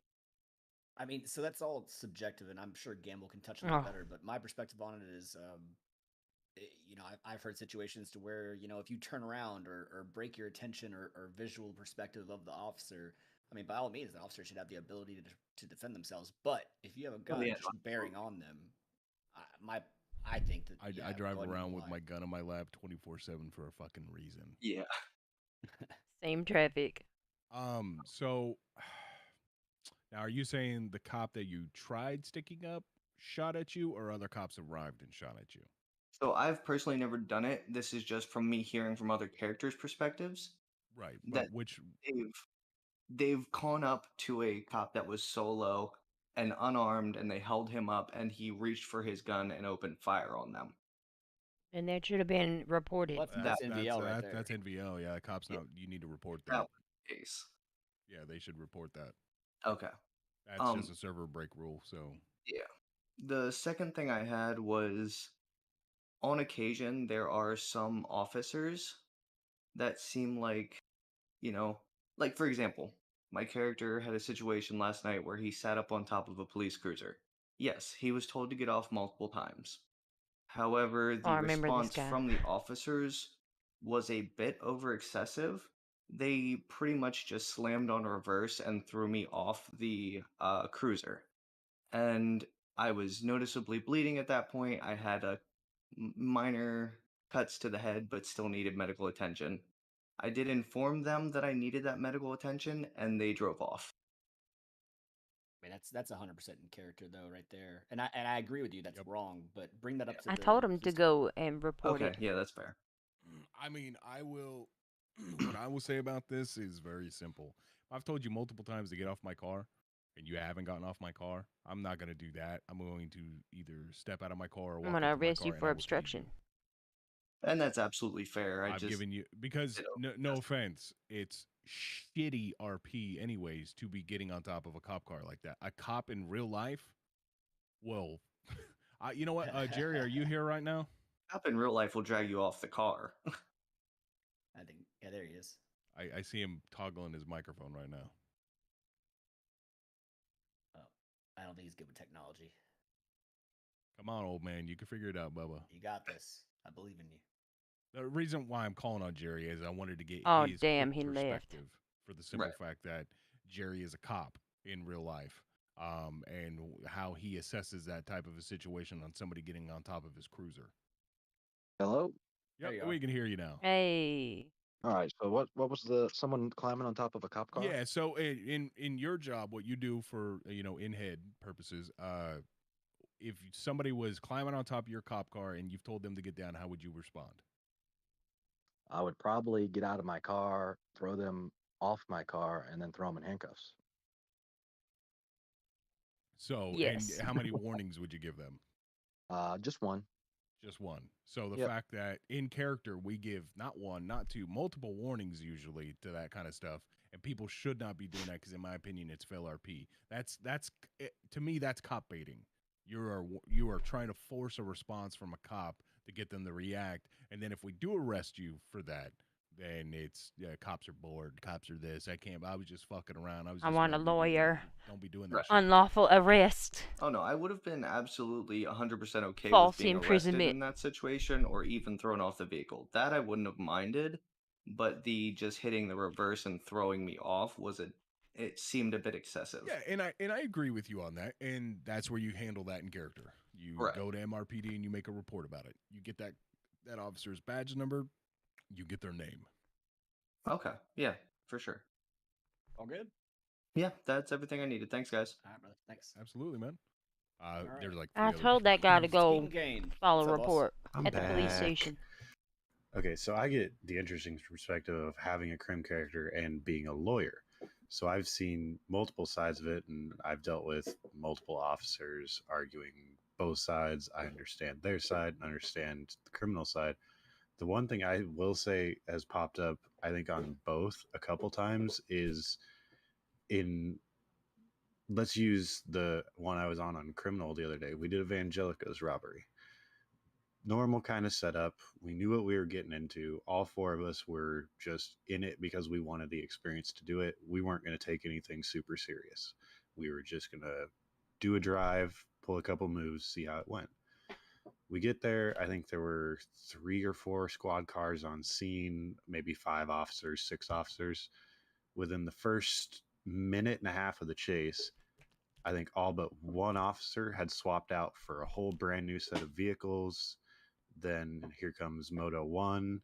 And then within 3 to 5 minutes, we've got Moto 1 and I believe whichever or all interceptors were out at that time. And then eventually we run out of gas because there was no escaping Moto 1. Props to Araceli. Guy's a god on that thing. But then we get caught, and all of a sudden, when we go to foot bail, it feels like there's 7 or 8 officers there chasing all of us now because everyone had unattached, reattached at some point. And that is, I think, a lot of people feel is what they feel is excessive is the number of officers that will attach themselves to something at times, even if maybe they were not initially involved. And especially on lawyer side, that has gotten frustrating because I may have a scene with one individual who was caught with something, but the person that actually ends up arresting them wasn't even involved in the initial situation. They just grabbed the person up as their arresting officer because they attached at some point. And then, like with the Vangelicals we had, my arresting officer and I told him flat out, hey, I did all the kidnapping. I'll take entirely that charge. None of my other friends did anything with that. They just did the robbery. And that happened for all but one of us is I took the kidnapping charge because I was the one that did all of that. But the other person who was there ended up having to wait like 5 extra minutes because his initial arresting officer wasn't there. So then 2 or 3 other people had to do it, and he faced every single charge possible for Well, I definitely would have Evangelicos charged them and ended all up with with like kidnapping. You all are 130 months, where the participating rest of us had less than 60. in a robbery.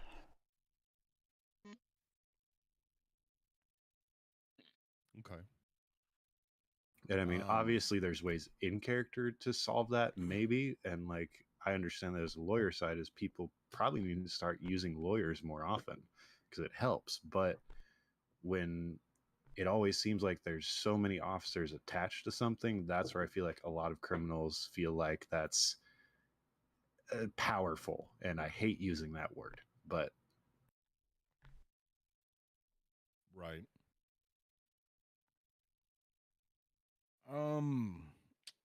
I mean, we got a couple comps that want to chime in too for this discussion. Okay, I don't mind some of you guys getting brought in right now to have this discussion. Just understand it needs to be remain a discussion and not an argument. absolutely on my side. Okay, go ahead and bring in Payne and Arceli as well. Lit, please. All right. Oh, they're my two favorite. Payne, and Arceli, can you hear me? How long was O'Shea Hello. waiting? I seen him in there for a while too. He was next in line. Oh, is he okay? Well, I could touch upon that scene due to the fact of the reason that he got the more months was due to the fact of he was the driver and he admitted to being the driver, so that's why he got more months for that during that. And due to the fact of the other people wasn't really driving, they did not get the reckless evading charge where he did. That's why. I mean, reckless evading isn't 60 something months though. Yeah, but he also caught all of the kidnapping charges, all of the other excessive charges. There's got to be more to that than just the yeah, reckless evading. from what he told us in character, and I obviously haven't looked on my lawyer because I don't want those two worlds to touch. Is his charges were processed by a cadet who was instructed by other officers, and he basically caught every single charge possible. He did also have weed on him as well, which was another charge that he had. I mean, one thing that's got to be understood that if we arrest a group of 4 people for something, sometimes they have things on them or they do something else during that situation, that scenario that warrant them other charges. So there will be a blanket of charges. Y'all get, first degree robbery, kidnapping, the driver will get reckless evading, the others may just get evading, and then resisting arrest because you all ran. Then one of you decided to shoot at cops. Another one decided to try to steal a car in front of one of the cops. Somebody had an illegal class 2, drugs, whatever. That does change. That's why a lot of times people don't get the same time and fine. Not because we're being dicks and hitting you with charges, because we just want to. We're hitting you with what applies to the scenario. And we had this conversation just before the meeting. It's part of why we're a little bit late. Is a lot of people don't realize the charges we leave off. Like if we were really to be dickheads and hit you with everything that applies, you guys think that it's bad now. 500-600 months easy. Well, yeah, you'd be hit hard. And then cops are not allowed to send you for more than a certain amount of months without approval. And then there's a conversion rate for however many months that turns into money. So if they can't approve any more, then they have to take that time that's left over and turn that into a fine, and then your fine just increases. Oh yeah, like I know all of that. It's just speaking from people that maybe don't have any insight into some of that. It can be very frustrating when you don't know, and like you've talked about that with some of us, Gamble. Like we don't know what SOPs are. So far as like in character, we have no clue what those are, other than we know you guys have a set of rules and you are held to a high standard because you have the position you're in. And most of the time, we have to assume that if you've done something and no one's called you out on it, you're probably doing it right. And most of us have a decent respect for officers, and so we don't often in character question it or try to cause an issue or scene. But sometimes it does get frustrating when it feels one-sided a lot in people being able to jump in and do things that maybe they shouldn't. Well, okay, and to circle back on what you're saying about the kidnapping charges prior, officer discretion, like Gamble said, is a huge thing in our department, in our community. So, with that being said, like, sure, you might have gotten off your buddies a couple times with the kidnapping charges, but in the grand scheme of things, they were still there. They still utilized that hostage for an act in which they were a part of. So it is not short-sighted to believe that they were also part of that kidnapping, and it's hard to disprove that as well, considering they were there with that kidnapped individual conducting criminal activity. I think it's give and take. If you're a dickhead, you'll probably get hit. If you're pretty cool. Everything's copacetic. After y'all get arrested and you're not, calling the cop a loser or a degenerate, you'll probably, get some charges dropped. Oh yeah, and RSLE can account for this. We were all cool. We were laughing and joking with the officers in the cells. Like we were all, that was fun. That was great. But there are times when it's hard to have that attitude. I get it. I do. But again, like I said, it's all give and take in role play. Some officers don't utilize their discretion, and they should. They really should. They really shouldn't be such a hard ass. But that's something that can get taken care of in game again. And here's the reality of the situation: some cops, just like criminals who roleplay as hardened fucking criminals, and they hate cops. Fuck you. Fuck you. Fuck you. There are gonna be some cops that roleplay as hard ass cops. Oh, wait till Payne goes to process at MC. Max time, max fine every time, baby. Well, can I say this and hopefully not upset some people here, but I am going to say it because there are for sure some people that are thinking it. Isn't you being a hard ass and forcing me to spend possibly 2 to 3 hours of my day in prison, you forcing RP upon me because you feel your RP is more valuable? Well, I don't from my think so, no. perspective, it was more of a like from a out of character perspective. I definitely like I don't want to see.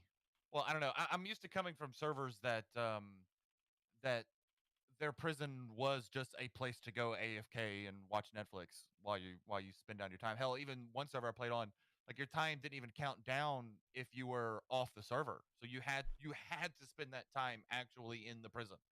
Um, with this server being the first server I've ever played on with the DOC and actually like active lifers and they actually do that kind of shit. I guess I don't feel as bad because it's not like I'm just sending somebody to go spend 3 hours in a hole doing nothing. So that's where me now. I wouldn't feel as bad sending somebody for. I mean, I don't know, at like 100 months just seems like a lot to me. Uh, with the fact that there is some sort of DOC actually happening, or even lifers and some RP happening at the prison, that's kind of eased up on me. So, like from an out of character perspective, I'll almost always give a pretty good like time served kind of thing. I may be a hard ass to you or something like that whenever I'm processing, and like it may seem like I'm hitting you with every charge I can think of, kind of depending on the situation. But me personally, how I cop is I guess a lot like Gamble with the if you're a dick, I'm gonna be a dick. If you're nice, I'm gonna be nice kind of thing. But And the charges are there to give you that semblance of realism. If the charges did not take away something, then when you got charged for 5 minutes of jail time, and I'm being extreme here, then whenever you got out after 5 minutes, it is what it is and it's done. And you won't rather feel scared or feel an adrenaline rush whenever you get a cop behind you and you're conducting criminal activity. That rush should be there. You should feel excited or anxious or nervous, like, oh fuck, like I might be going to jail. Yeah. So the main reason I raised my hand because the last community I was a part of, that same a similar kind of issue came up with the whole like, cops. If there's enough cops on duty, and if you're running, even if you're driving perfectly, you'll just eventually run out of gas, or eventually you'll just like there's nothing you can do because they can just infinitely swap out units in a pursuit.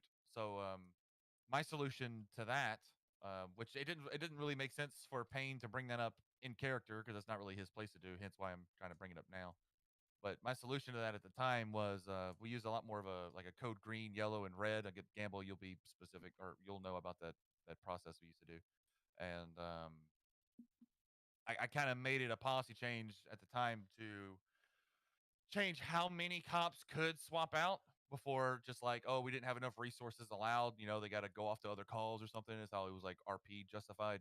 But it would, if something was code green, you would have like your whatever your units are, but you wouldn't replace units in that kind of like a code green type chase because it's not significant enough. There's more important things happening in the city that like they're needed elsewhere, right?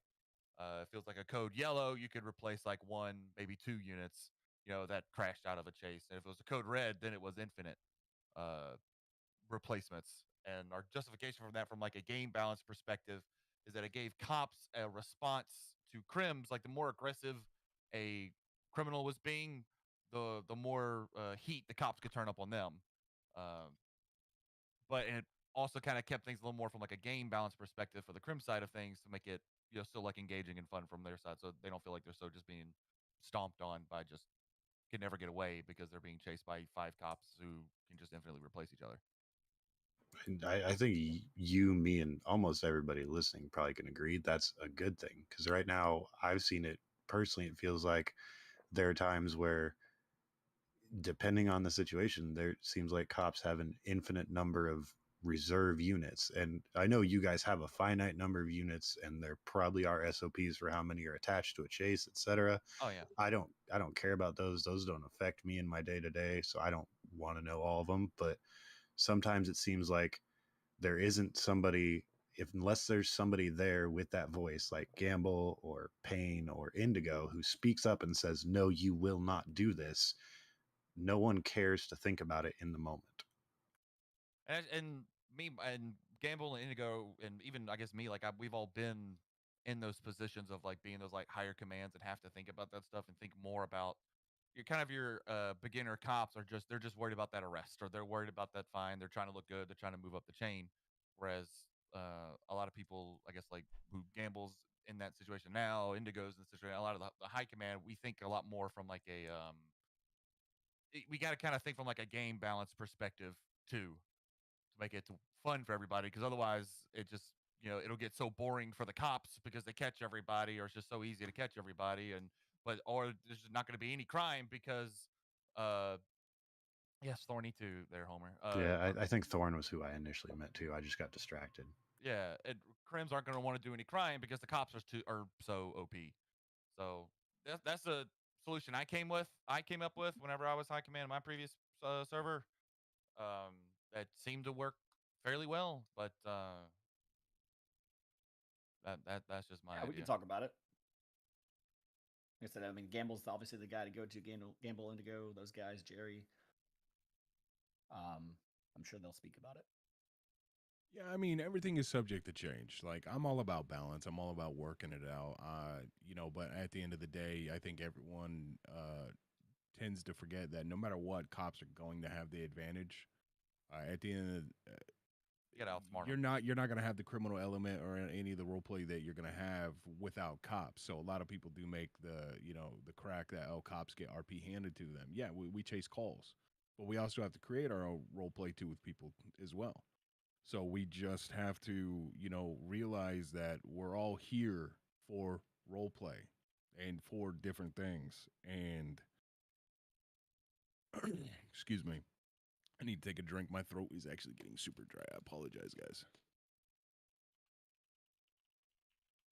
We all got to be conducive. Yeah, exactly. It should be conducive. It truly should be. And that's why I like constructive conversations like this, because sometimes it reveals an angle that maybe high command didn't think about. So a lot of this stuff we could take into consideration and discuss, in a meeting or something like that with the rest of high command, and maybe fine tune things. Don't have any expectations. I'm not guaranteeing anything, but we have no problem sitting down and hashing things out, because I do that on a regular basis already with Indigo and Thorn. Like, we constantly are always having conversations to figure out what we could do, not to benefit PD, but what works best for the community.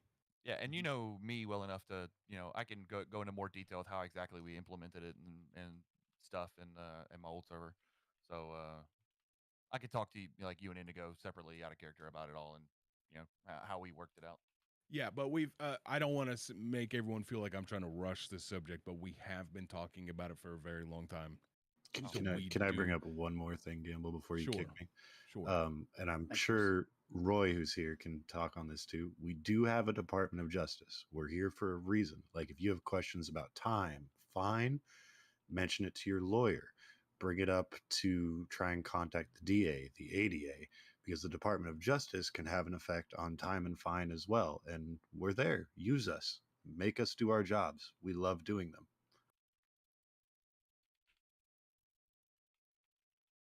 Yeah, absolutely. Can we make trial by combat legal? No, that's a terrible idea. yeah, that would probably go really wrong. All right, guys, love you. Really See you wrong. on the next one. I raise my.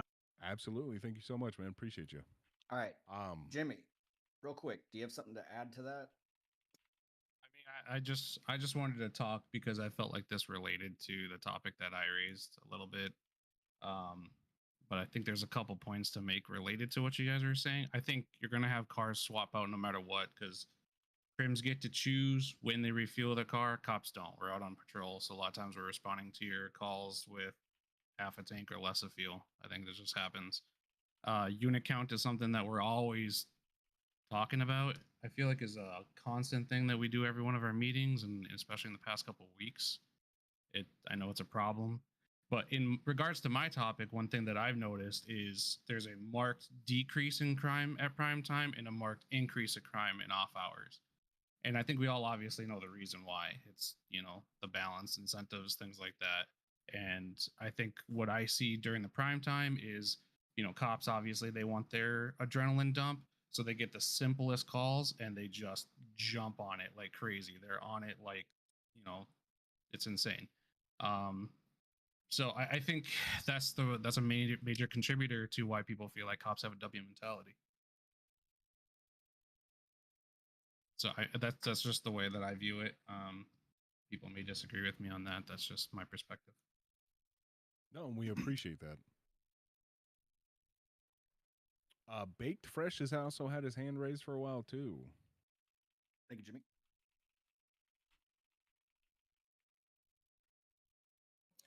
Yo, Stuart. what up? What up? All right, I've been waiting for this shit. Okay, so I'm hearing a lot of this whole because I play a neutral character. I'm not really a huge crim. I'm obviously not a cop, but I hang out with a lot of cops. So I'm hearing this thing from both sides, and it's a lot of laziness. It's the crims, they want to be a hardcore crim, but then when a cop comes to pull them over, there's zero RP given from the crim, which would make a cop not to want to RP either, and it's shit for both sides. But that being said, I hear this thing about cops having to, if they're playing a hardcore cop, that's their job, whatever. That's not their only job. Their job is also to provide RP.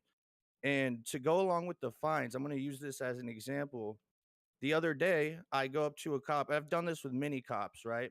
I'll give them some random item, make some shit up for it, whatever. Sometimes it's illegal, sometimes it's not. And I'm there, I'm willing to take that RP jail time, whatever. But okay, the other day I go up to someone, a cop, I drop 1 gram of weed, and I make some shit up and immediately puts me in handcuffs. I don't even get a chance to turn around. I don't get a chance to I don't get any RP back from this guy other than he laughs his ass off, puts me in cuffs, and all I get from that is an hour and 20 minutes in jail and a $7,500 fine, which is fucked. And that I get it. Like I'm willing to take the jail time for dropping weed in front of a cop. I know that. I'm willing to do that. But enough cops have dealt with me where I should get the respect back to have a little bit of RP. At the very least, have a 2-minute conversation back and forth before arresting me. Because once those handcuffs are on, the RP situation stops. I can't go anywhere.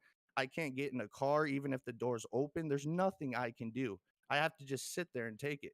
So, this whole hardcore cop thing, it also comes with the responsibility of making the city a fun place and giving some interaction. You can be a hardcore cop, but give something. Don't just be the asshole that arrests somebody, gives them an insane fine and insane jail time when there's just nothing being given back. And I understand that crims, they do the same shit. There's a lot of criminals that'll stand around, not do anything all day, rob a store finally, and then it just ends there. The cops get a 10-minute run, they get away, and the cops really don't get much from it. They won't even talk to them during the heist negotiation, whatever. So I understand it happens from both sides, but there needs to be some sort of training uh with certain cops or during the program of them becoming a cop where they know it's not just about getting an arrest. It's about helping the city grow because the city grows from cop interaction and from gang interaction. That's just facts. When a new person comes, they're either dealing with a gang member or a cop immediately. So it's if a new person comes and they see some of the shit they see, it's gonna not. It just doesn't look good, and it's yeah. That's my thank you.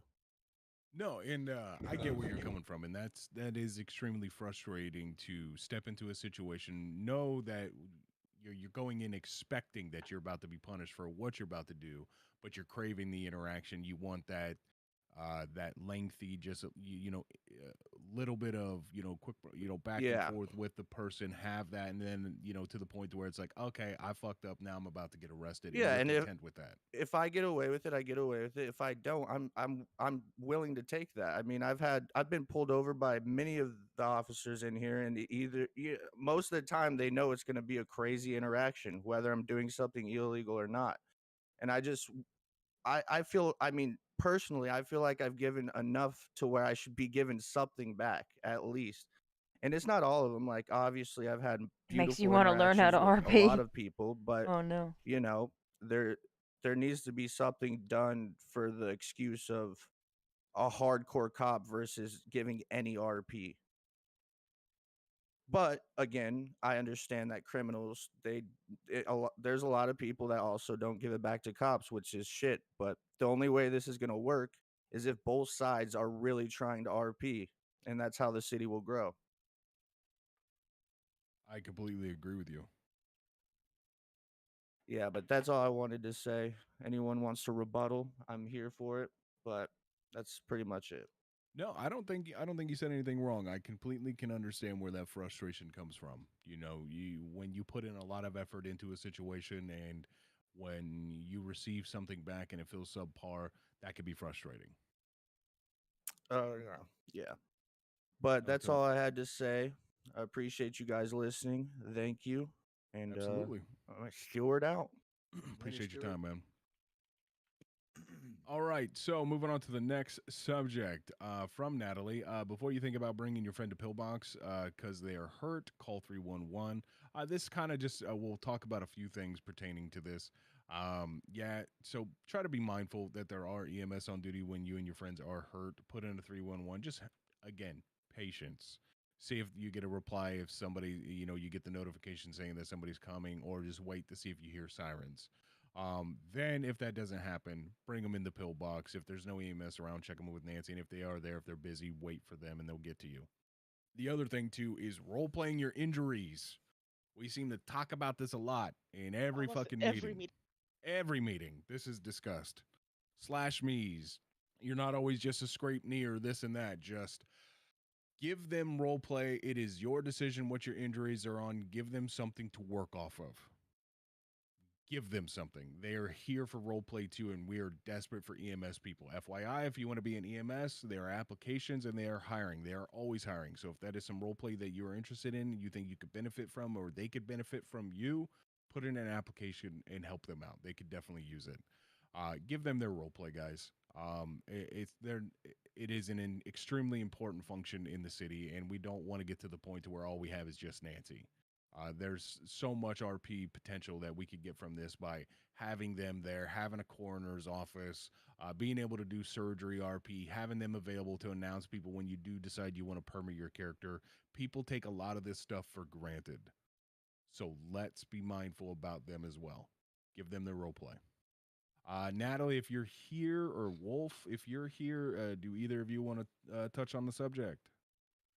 Got a wolf. Pull wolf in real quick. Bring Wolf in. What's up, wolf? You. Bark, bark. Bro. Yeah, mainly when it comes to just in city stuff. Sometimes it takes us a while to respond to 311s because, with the staffing we don't have the capacity to be, responding up to every single call we get, especially when we get busy. Because especially when we're in the middle of treating patients, if we're all busy treating a patient, it could take 5 minutes, could take 10 minutes. And sometimes we don't have the opportunity to respond to calls because, we got to pull the MDT right on the tablet. I don't want to be in the middle of an RP scenario doing medical work and be like, all right, sir, let me just write this while you bleed out, please. It's kind of weird in that sense. But like in terms of, waiting for us to respond, maybe give it like 5 minutes or so, like Natalie stated, just because there's been lots of times where somebody comes in the hospital, they didn't even call in, their friend just brings them in, but they got a broken leg. It's like, okay, well, why didn't you call?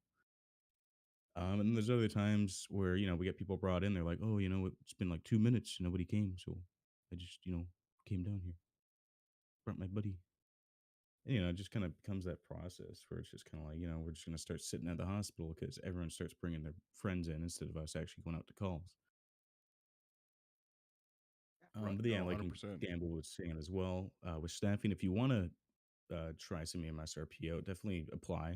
We're always looking for people, especially with the staffing we have. We have a few people that have been putting in countless hours every day, and it just wears them out. So getting a few new people in definitely helps us out, especially in terms of getting us refreshed and able to work on new things. Yeah, give them some immersion. Almost kill yourself. I do it probably daily. They probably hate Shit, me I've for done it. that several times on Gamble. Fucking, I'll Heart use stops. my. Yeah, I'll use this. I did that to Natalie one night and freaked her the fuck out. I did it to her like 3 times in a row. Cool. So yeah, just try to be more engaging with EMS, please, guys. Is that all you had, Wolf? Yeah, What were like your even biggest if you don't know, like injury wise, a lot of people aren't really too informed on medical stuff and like injuries, but like even just kind of giving us descriptions, one reason or slash me's is like, okay, I'm looking at this. What do I see? Like if you get a broken leg, just slash me, visibly looks like you have a broken leg, we'll RP the rest of it out for you. We'll do our medical stuff. So like you don't have to be like fully in depth on what to do. It's just mainly kind of giving us the bits that we need to engage and start the RP. Because there'll be times where it's like, oh, everything hurts. It's like, well, what's everything? Like, sure, you could be bruised over, but like, other than that, this happened. You're probably not just bruised up. Yeah. And it's just kind of giving us more of that more in depth stuff, so we can actually give you more medical RP and kind of, help you get your injuries treated properly and role played out better. In a sense. Yeah, creative minds breed RP. 100%. Cool. Thank you, Wolf. We have Simon and Crix Miller. Go Simon first. What's up, Simon? What's up? I just, my character recently went into a coma and came out of a coma, and I just want to. It's not really anything bad. It's just stating that Wolf and Natalie are really good at what they do as far as medical RP wise. If you just give them a small amount of room to wiggle, they're able to, keep it going. And I just want to say thank you to Natalie and Wolf for the medical RP that they gave Simon. So I appreciate it. Yeah. Great people. Good role players. Thanks, Simon. And Mr. Miller. Hey guys. What's up, Sorry, I boss? just wanted to touch on one thing. We added the buzzer to the hospital. I realize people are impatient and you're in a hurry. I guarantee 100% we are not ignoring you. Ringing the buzzer 100 times in 5 minutes does not help anything. Welcome to the party. Just give us some time, guys. I swear we're not ignoring you. You think that's bad? We have the button at MRPD, at Davis PD. It's a constant thing. So I'm not saying that what you say has no validity, but yeah. No. If you ring it, they see it. Just wait, man. Nancy's not going to be able to take care of you regardless. So just hang out. They'll be there. They'll come get you fixed up. All right. Thanks, guys. Thanks, boss. Absolutely, man. Appreciate you. And Uno Mas, Dallas Medics. What's up, Dallas?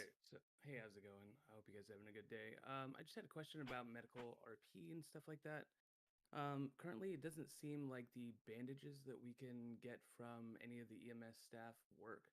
So if anything happens, if you trip over, your own damn feet, because it just happens sometimes if you're jumping or going downstairs or whatever. If you get a scratch, you start to bleed. I mean, that's it. Like you're immediately having to go to the ER, and I mean that just kind of seems like a weird scenario that doesn't really make a lot of sense. Is there something in the works? Like, is there something else we can do? Like, I know obviously there aren't other like medical facilities that we can use at this time, so I don't know. It just seems it's not like a bad thing. It's just one of those things I just kind of wanted to bring up. It's just like I don't know. That might be a development question, like Marlo, maybe? You have anything to say about that? Natalie has something to say about it. She just raised her hand. She DM'd me. What's up, Natalie? Hello. Yes. Can you hear me? Yep. Hey. Real quick, I can't talk for long because I am at my Not cousin. yes. So when it comes to the gauze, they don't heal you. They just slow down bleeding. So like if you're bleeding, it kind of just slows down the time from when you're like blacking out and stuff like that. There's nothing really. It doesn't automatically heal you if you're bleeding. 311 or come down to pill box. There you go. That was really Yeah, it. no problem, Sorry. no problem. Thanks, guys. And Jared Marcel. Oh, God, another one. Yeah, they just keep popping up. They're like weeds. What's up, Jared? Didn't mean to call you a weed, man. Nah, you're good, man. Look, it's just on. I've been listening this whole time, and it's just popped up because I'm very interested on it. Like she said, it just slows the bleeding. I understand that completely. As far as like, okay, you use a bandage, it could stop the bleeding, but if you're still running around, that bandage could fall off, you continue to bleed. But if I pop a med kit, like a medical kit, I'm pretty sure you're gonna stop your bleeding unless it's like very traumatic. So in No. my opinion, sure, maybe the bandages could fall off and it could continue to bleed. But if I pop a full med kit and I'm still bleeding, I kind of find that that's just kind of pointless. Kind of like what he said. If I tripped and fell and I just have a scrape, like I'm not gonna go to the hospital for a little bitty flesh wound. You know what I'm saying? So yeah, like my question is okay, keep the bandages the way they are, but like if I pop a med kit and it fully heals me, but somehow I'm still bleeding, then it shouldn't be called a medical kit, in my opinion. If I could add It's to more this, of a G thing. we talked about this a lot, but Yeah. the biggest issue we run into that is the fact that we're taking more RP away from EMS where they're already struggling, right? And Right, 100% on that. I just, and I might not have heard you guys talk about that, and I get it. It's just like, I guess in my thought process, if like a medical kit could actually heal you and stop your bleeding, like I said, it does take RP away, but for small things, right? They should maybe cost How do you like police more that? because they actually do what they're supposed to, is People versus are like gonna a be bandage popping med where, kits in like the I middle said, of a it could fall shootout. off. You rub against something, oh, your band-aid fell off, you re-split your wound, yada yada yada. But like you said, the lack of RP for the EMS is real. I mean, I see it all the time. Just calling EMS out and hearing them talk and just RPing in general. So I could see that, but yeah, each their own. All good. Awesome, man. Well, thank you so much for your side. We appreciate it, brother. Go ahead and bring Mystica in. She wants to talk about clothing, so we're gonna stop and let her say what she wants to say about that real quick. Yep. Just waiting for it to click. There we go. What's up, Mystical? Howdy. Mystica. You can just call me lazy. It gets really weird when people call me that. I just want an update. So with hats, I am at a loss of why they aren't working because they work perfectly fine for me in my dev server. So I am working on trying to figure out what the issue is with that. So just please be patient with the hats. As far as other clothes, I know it's frustrating to have them removed and re-put in. It's just a matter, I guess, of like spacing and how large the size of the clothing piece is. So I'm still working on that and we're still fixing it. For the men, beards are now in bags. I noticed that they are broken. They are going to be moved to decals now. So just a heads up, if you are wearing a beard and your shit gets kind of fucked up, it's going to be moved. Are rank structures for PD and decals as well, or? Yeah, they are. That's okay. Well, So, I mean, that's the only other place that I can think of to put it because masks, people complained about masks, so they can't go there. So the only other place that I can think of since bags didn't work is putting it in decals. I don't get why anyone complained about it being in masks. I don't see why you fly in, you apply it. It's And just then that's if too. you wear a mask, you put that mask on, and then when you take that mask off, you put your mustache back. I don't see the gripe, but that's me. Yeah, I mean, I liked it in the mask personally, but yeah, it is what it is. I shortened my beard, so we're good on my part now.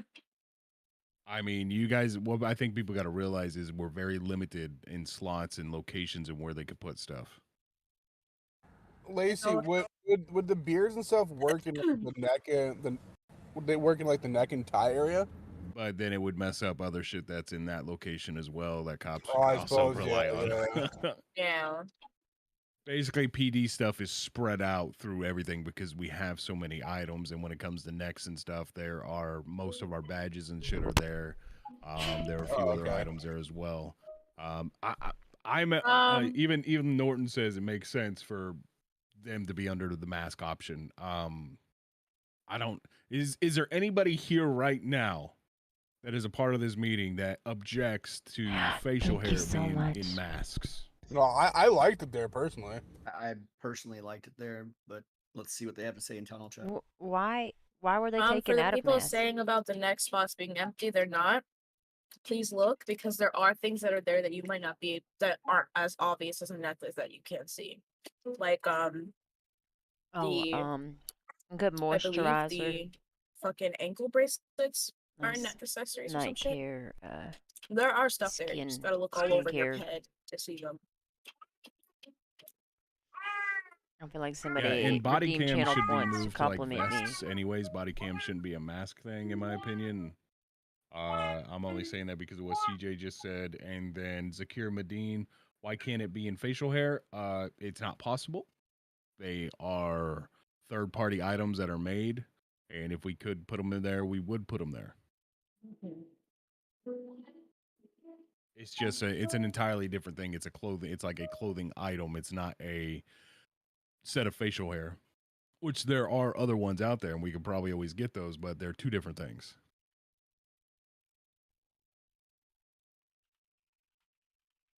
And because I will touch on this because I know how it feels to be one person doing something. No one ever said this was the final thing. So if Yeah. we keep going back to certain things or trying different things, that's part of development. We didn't say, hey, this is the final clothing, and that's it. So anybody that has an issue or is impatient with how clothing is going, it just happens. That's just Yeah, how it is. most of it's really just a fucking trial and error. Lacey's a human being at the end of the day, just like everyone else. So we're getting there. We're getting to a point where it's going to be a lot better. So when we do add stuff, it's not an issue. But yeah, we're getting there. At some Last point, thi- we will say that this is final and we're in a good spot. But as for now, we haven't said anything like that. Don't spread rumors about it, and we're just trial and error. That's all it is. Last thing I want to touch on that. I do the clothes when I can, but sometimes I like a break, so I like to play other games and stream them. And I can't stress this as enough, and I'm going to say it as nicely as my Lord and Savior Jesus Christ will let me. Do not come into my stream asking me about the clothes when I'm streaming something like Call of Duty or something. Please, Just like we've don't discussed ever with do that. G, they're one person working If on she's something doing that a is a dev lot of stream, work. if you want to sort of say a dev stream, you'll see her doing it. Yeah. If she's playing something else, let her be. Yeah. Yep. It's I've hard had looking several at people do that. it's hard looking at numbers and letters and the same item name over and over and over. I If don't there's think a lot of somebody- people realize the amount of work that if goes there's into somebody it. out there that's listening right now that think they can do it better than her, step up to the plate. But as far as it is right now, no one has done that. And I'm not trying to shit on anybody who think they can do it, or I know some people have brought up recently about helping out retexturing stuff. That's good. I'm talking about fully doing clothing from A to B, and then that's it. If like that's what I'm talking about, stepping up to the plate too. So for right now, you got to bear with her. She's one person. Yep. Patience, guys. We've talked about it a lot throughout the meeting, so we really And do she's a mother appreciate at all the the end work of you the put day. in. Happy Mother's Day, by the way. If I don't get to say it to you tomorrow. Appreciate you, Miska. Good day. All right, so let's move on to the next subject: lower crime fines. We've talked a lot about that. I'm going to skip over that. It is what it is right now. DOJ decides what our time and fines are going to be. Drop expired items near actual trash cans and not just randomly all over the place in front of apartments. I mean, yeah, try to be considerate. Utilize trash cans. Just don't drop them in random ass locations. That would be great. Highly appreciated. Toxicity is still a big issue. OOC and IC, the server is filled with grown ass people. Act like it. I am tired of seeing and hearing it, especially in streams. Stream content, we can only moderate that so much to what somebody's opinion is on their stream. Obviously, don't be that person that just uses it as a platform to just trash and dog on people. So, I mean, it is your right, it is your stream, but you got to also realize that if you are somebody that has the streamer tag in our Discord, that puts you top, front, and center to where everyone can see you and makes you easier to be clicked and find people, and people can find you and come watch your stream, that can easily be taken away. Toxicity in general, I think we've kind of covered this just a little bit. That, I mean, we're all here for role play to have a good time. We're going to have disagreements. You're not going to agree with everybody. You're not going to be on the same page just because you disagree with somebody. And you automatically just become violent over it is ridiculous. Yeah, he makes a very good point. You're an adult. We're all adults. Act like it. Not everything needs to be a hostile gesture. Some people do need to curb it with their toxicities, and a lot of people are prone to just quickly getting mad because something doesn't go the way they want it to go, or they disagree with how somebody else handles something. We brought this up earlier. There are far more conducive ways to go about things. IC and OOC. Do better. Be better. It's as simple as that. We're not your parents. I'm not your daddy. I expect you guys to treat others the way you want to be treated, and I think the rest of the staff team agrees with that. It's common sense, and it shouldn't even have to be talked about. But here we are, and it's probably talked about during every single meeting. Gonna move on from that. Would it be possible to have it so you could sell large quantities of weed, like bricks or even baggies? TBD, bro. Maybe. I think that's kind of a more of a suggestion thing, and even G said that there as well. Make it to where through Nancy costs more than getting treated by EMS. I got billed 127 and 400 from docs. Make it where people want to get that sweet medical RP. Nancy costs more if there's EMS on duty. I believe there's like a system that works with all of that. So if you see EMS on duty, you should not be checking in with Nancy unless they instruct you to. So just pay attention when you walk into pillbox. Increase the amount of, okay, that's a suggestion. Take that to suggestions. Let's see. There are too many groups who want the glory of being official and being able to claim territory, but when you are met with territory disputes and any sort of conflict, seem to want to go the OOC route and complain instead of just fighting it out. You don't have to be an official group to hang out with your friends. I'm not a part of gangs or in gangs. Vinny, I know you're here. If you're paying attention, would you like to comment on this? And Cletus, if you're available, you can put your hand up. I mean, you said it pretty much in the topic there. Just because you know, you and your friends want to hang out, you don't have to be in a gang. But also realize that if you're a gang, you're going to get gang conflict. So you got to know that too. Well, the other thing with this whole gang stuff is if you're in a group or an MC, you know, whatever, organization, whatever you want to call it, make sure that you're clocked in, you have that job title on you. If you're not doing another job like Burger Shot, FedEx, anything like that, if you're not on a job, make sure you have that job title. And if we find out that people are in the city and just hanging out on a job, not using the correct title, we'll just take the gang away, because you're just taking away from the whole RP of territories and being able to take them. Absolutely.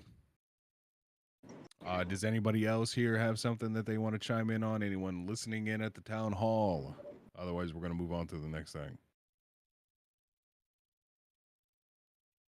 I think we're good to go. Nothing. Cool.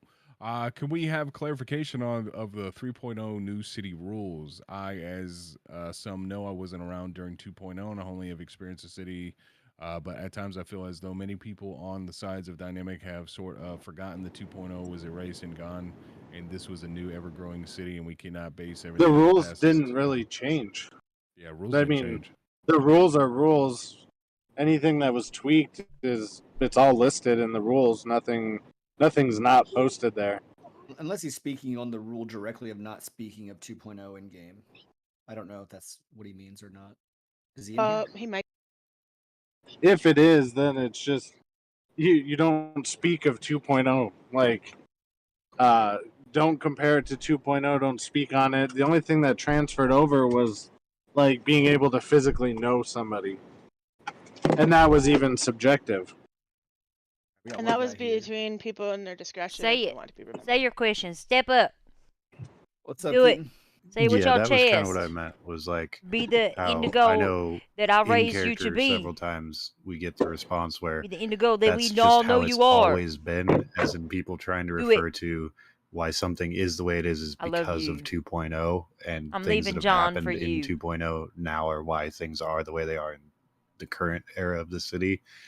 And it's like that hasn't killed roleplay for me, but sometimes it feels like I'm being punished in roleplay because of something that happened in 2.0, and I'm being looked at as someone from 2.0 instead of as a new person in this new city. I love you too.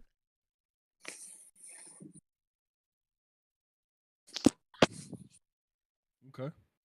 No, I get that. So I think people need to be mindful not to be discussing 2.0 and 3.0. Shouldn't even be talked about. What was and what is. It is what it is. That We sounds are like where we are. metagaming to me. Don't provide justification for things that you don't probably Breaking even fully character. understand yourself. You mean 2.0? That doesn't Yeah, make because any just because sense. something happened in 2.0 don't Keaton. mean it has to happen in 3.0. So you got to let people roleplay the way they need to. Yep. All right. Absolutely. How to use scenes properly and appropriately, character blending or having two characters that are related. How to use scenes. Scenes is what we're talking about in the F1 menu where you can place words that float and stuff.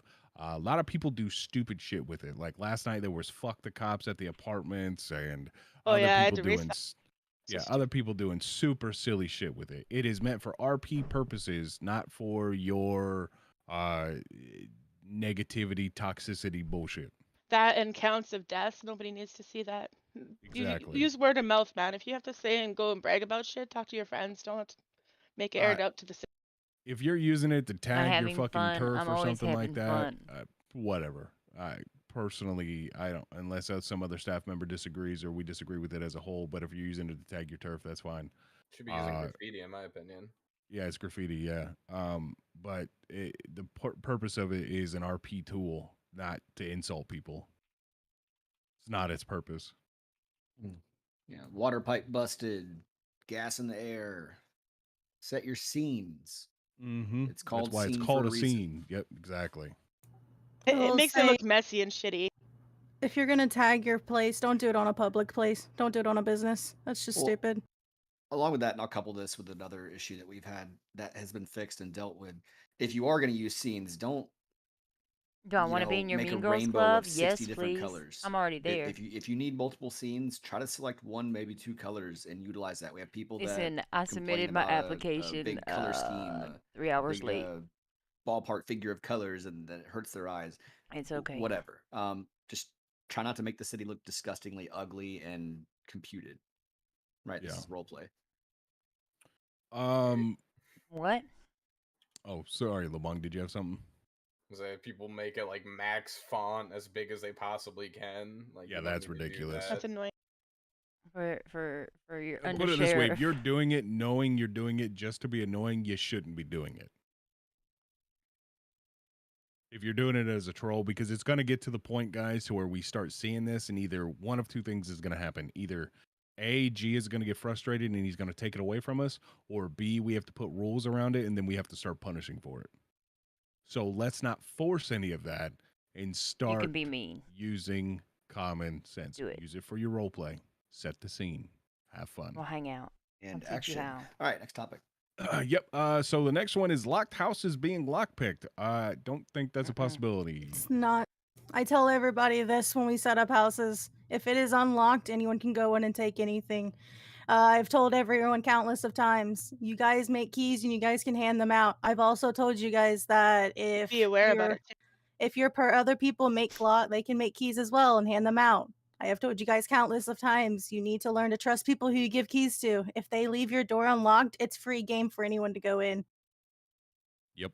This is why I tell my agents, and I even explain it enough. No, If it is that's not unlocked, it mean is free enough. game. If it is locked, no one should be able to go in that house. You tell them to go do And yoga because their ass is resets, all fat. storms. It doesn't reset anything. I can fly out and fly back in, and my house is still locked. You just have to make sure you lock your place, or anyone can just take your stuff. You can wipe keys from anybody and only have yours if you don't trust them. You know, make sure you're giving the keys out to people you trust. I put that out to everybody I sell a house to. You said you can or cannot. I feel like Can. Teresa You is really can. drunk right Okay. now. I'd also like to add, if you're a player and you come across someone's house that is unlocked, be considerate, you know? I think anyone can even lock it from the inside too. If you find someone's house unlocked, correct me if I'm wrong, I'm pretty sure you can lock it yourself. Yes, you can lock. Yeah. You can So, actually you kick know, people out of your house as well. If someone's inside and you go up to the door, you can see like when you go in, you can kick people out. there's no need to, you know, take every little item, you know. If It's you just want like when to you RP out a rob house somebody. robbery, go for it. But, you know, please be considerate, you know. It's pretty much whatever, like, the house holds what a person has in their entire It's just like pocket character. wiping. Don't pocket I mean, wipe. it's more than that. Oh no, it's bigger, but I'm just saying, yeah, don't empty somebody's house just because you saw an opportunity, right? Yeah, be considerate, you know, take I would say take what you feel is just. Um and that's all I ask Or for. 20 blaze it. Absolutely. So the next one is this may be an unpopular opinion by allowing robberies and drug sales in off hours or at least without the okay, we kind of touched on this earlier already. Um we're not going to make adjustments to what kind of robberies can and can't happen at different hours of the day. Clearly PD is just lacking at those certain hours and that is on us to work on building that. So that's we've already discussed that a little bit. Unless anyone has anything to comment on it, we're going to move on to the next thing. No, I'm good. Nope. Nobody want to raise their hand? Okay. Let's see. So this is a lot of the new stuff that popped up I don't know. today. Stop The asking those cops should have questions. a pit timer because I've seen some scenes where they pit right away and it just ruins the chase and excitement. Pits should not be happening right away. That's not a thing that's allowed in PD because they have to get permission, and most command knows not to do that right away. Sometimes there is the bubble effect, and accidents do happen. Mhm. You need to take that kind of stuff into consideration as well. But yeah, it's usually 10, 15 minutes into a chase before we ever authorize something like that. So if it happens beforehand, somebody's following too close, somebody is just not doing what they're supposed to be doing. I'm being we're tagged waiting. a bunch. Zelda, what's up? Hello? Sorry, guys. I had There to you go. turn something off quick. Hi. We had this happen to us where we got completely wiped in game, so we had to start over. I wanted to ask because through our RP of trying to find out who it was and what happened to us, it was kind of brought up that there might be a scuffy way to lockpick a locked house, and I wanted to ask you guys what you thought about that. I mean, if you're It's aware of a literally way that might impossible, be I'm pretty abusive, sure. With a lockpick, it with the way you're saying, like through a lockpick, it literally has to be impossible. Those scripts just don't interact with each other. well, and again, if you know of a scuff script wise, open up a dev ticket, open up a support ticket. That's not something I want to discuss in front of the entire community because then it will just turn into I wildfire. love Mission So, Road. You're I just crying and recommend you putting a ticket sound in like if a you big old do baby. know of a way Off that's a bug or to scuff or prison something you that you go. feel should be Have a good adjusted. day. Enjoy your stay. Or if Come you out know directly reformed. that how to do it, or somebody has told you how to do it, keeping it from us is not good. Eventually, My we're gonna drug. find these things out. I know, right? Listen, I got a whole song. It's pretty great. That's all. Thank you.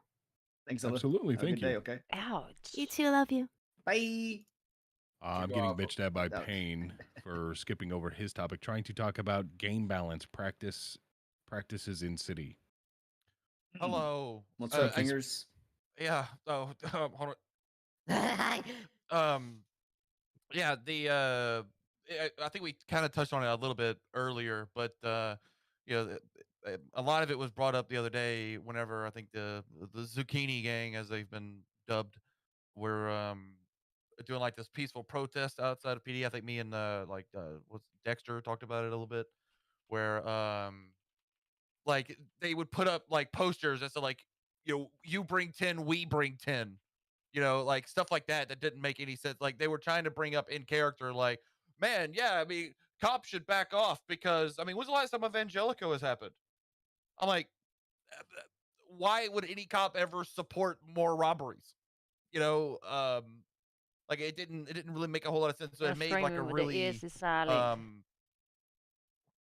I don't know. It was a very difficult, awkward conversation to try to have in character when it obviously was like more of a game balancing kind of conversation that should happen out of character. So, What? yeah, I'm just looking for less of that, those awkward kind of conversations. I mean, I saw that conversation on a stream. Yeah, I think I There's was a little pretty bit more to messed up. unpack there. That's kind of ridiculous, but yeah, don't Payne's voice just does that to me. don't use scenes, obviously, like we spoke about before, for out of character things. I don't care if it's a protest. If you're protesting something, then protest some things that are in character issues. And if you have an issue with the mechanic in the game, then or even an SOP issue, you can protest that. But Oh, for sure. there's no 10 board in the SOP, so.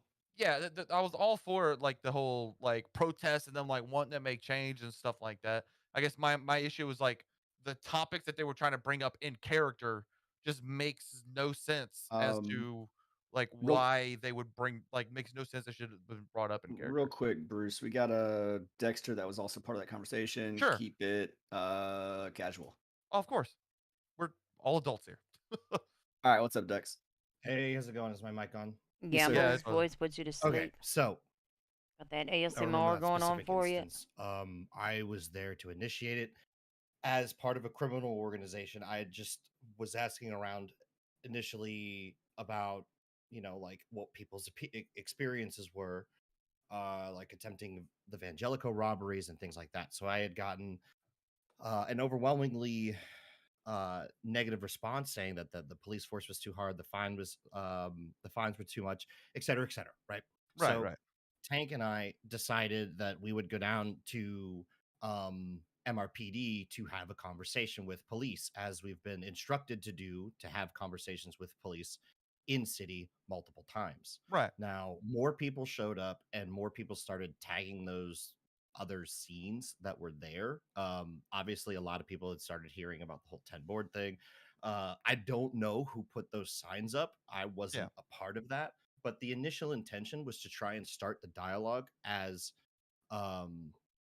like to be able to bring up these PD discussions that like many of us have felt, and a lot of people have expressed here today. I think that was probably the biggest subject that we've touched on here.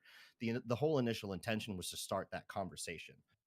I didn't intend for it to go out of context or out of city, because everything that I had learned up to that point was all stuff that I had done in city, talking to other people, getting other people's experiences, opinions. And so Tank and I and a few others wanted to come down and have like an open dialogue and discussion. Obviously, it went out of hand, and constantly what it seems that I've been experiencing is that I'm being told to bring it up out of city, and then I'm being told to bring it up in city. So like, well, that's the difference, right? Right. There are some things you would bring up in city, like, hey, the cops, I've noticed this practice with the cops. that, and I think it's too like aggressive or think like it's unnecessary. Like that's the kind of Yeah. thing you would bring up in city. But something like Well, you're because we have. requisitioning the cops to do stuff that would cause more robberies, like bringing less people or something like that, because it's supposed to be RP'd. I mean, GTA 5 is based off of Los Angeles, which has like 10, 12,000 some odd cops. You know, there is no limit, you know, of like how many would show up. It's whoever, it's all available, Well, right? and just You know? just the question of how many evangelicals have you seen happen as of recently? It's very Yeah, loose like worded there. That in that context, that's an out of character type conversation. Because realistically Okay. speaking, you're not going to ask a police officer how many banks got robbed today yeah, and why they're not wouldn't being it be robbed more. nice if you went to more robberies? Like, no. So Oh Because my I get it, and I God. agree. As a And cop, I agree with you. And We I have should had have more guys walk interaction. into me at MRPD and be like, how many cops are in city right now? Fuck you. 10. Right, so- I say 10,000. So for context, Thousands. this is my first city, and All this is of my them. first experience. They're at all RP. in the I'm city. not Right. claiming to be good at it. I'm still learning a lot of these things. That's why I have a lot of these questions. The perception I had was that I got the sense that a lot of cops were feeling bored, and I also got the sense that a lot of the criminals were being bored because there seemed to be some disparity there. That's why I wanted to start that whole arc and dialogue and push that envelope. For sure. Yeah. Obviously, if it goes out of city or out of context or whatever, like, I apologize. That wasn't my intention. My Right. intention was to try and find the discrepancies in balance or response that made these things seem more infrequent, right? Because, like, obviously cops want to get into car chases, cops want to get into that like nitty gritty stuff, and criminals want to do that stuff. Yeah. But I kept noticing a disparity and what I thought was somewhat of an imbalance. And so I was trying to find ways to start that dialogue, not just like creating a ticket and bitching about it in the Discord, For sure. but trying to find a way to introduce that conversation in city. And I keep getting like mixed reviews and responses from people, so I wasn't sure how to address it accordingly. That's kind of why whenever I was having that conversation with you guys, I was trying the best I could to like, you know, that's why I described it like this would be a good conversation to have in a different headspace. Was like me telling you like, okay, this is a weird conversation in character. Let's like we definitely take it out of character. I didn't even realize until I saw earlier Be that honest, you 9 can times out actually of 10, open the up silence tickets is scarier. specifically for like PD stuff. Oh Like yeah, you can there's see stuff that's tickets been created with sections PD. for everything. I didn't even know that existed until today. So like that would have been a good place to start from like kind of the out of character stuff. And yeah, if you're new, you know, your first RP server, stuff like that, you definitely there's a lot of it's kind of there's no like hard stricken rules of like, hey, here's the stuff you can talk about in character, here's the stuff you can't. So Right. it's kind of a thing you get a feel for the more you RP. Sure. And I think a couple members of our group ended up making tickets at some point or whatnot. But obviously, like I wanted to get that to this stage, and I'm glad someone else had made mention of that in the town hall topics thing, because obviously there was a lot of other people's opinions that kind of like were showcased and brought up here. But the whole intention of the whole origination of like that situation was I started to notice some disparities between people attempting crime and the cops getting bored because no one's doing shit. Right. So And I thought like, that there was I thought that there was some improvements that could be made in that regard. Yeah, that's and where like we have like sections for everybody to have their Discords open, and we always have 2 staff in them. If you have questions in regards of anything and you don't think it's ticket worthy, you can always ask us in there. Sure. Yeah. Again, I've been told by people to handle stuff in city, and then when we try to do stuff in city, then it's like, well, then we have to go back out of city, and it just kind of like it kept like It is situational, and it does depend on what you're trying to do. Sure, of course. Like game mechanic outside the city, a game mechanic that you dislike, game or balance. that's just game balance, I guess.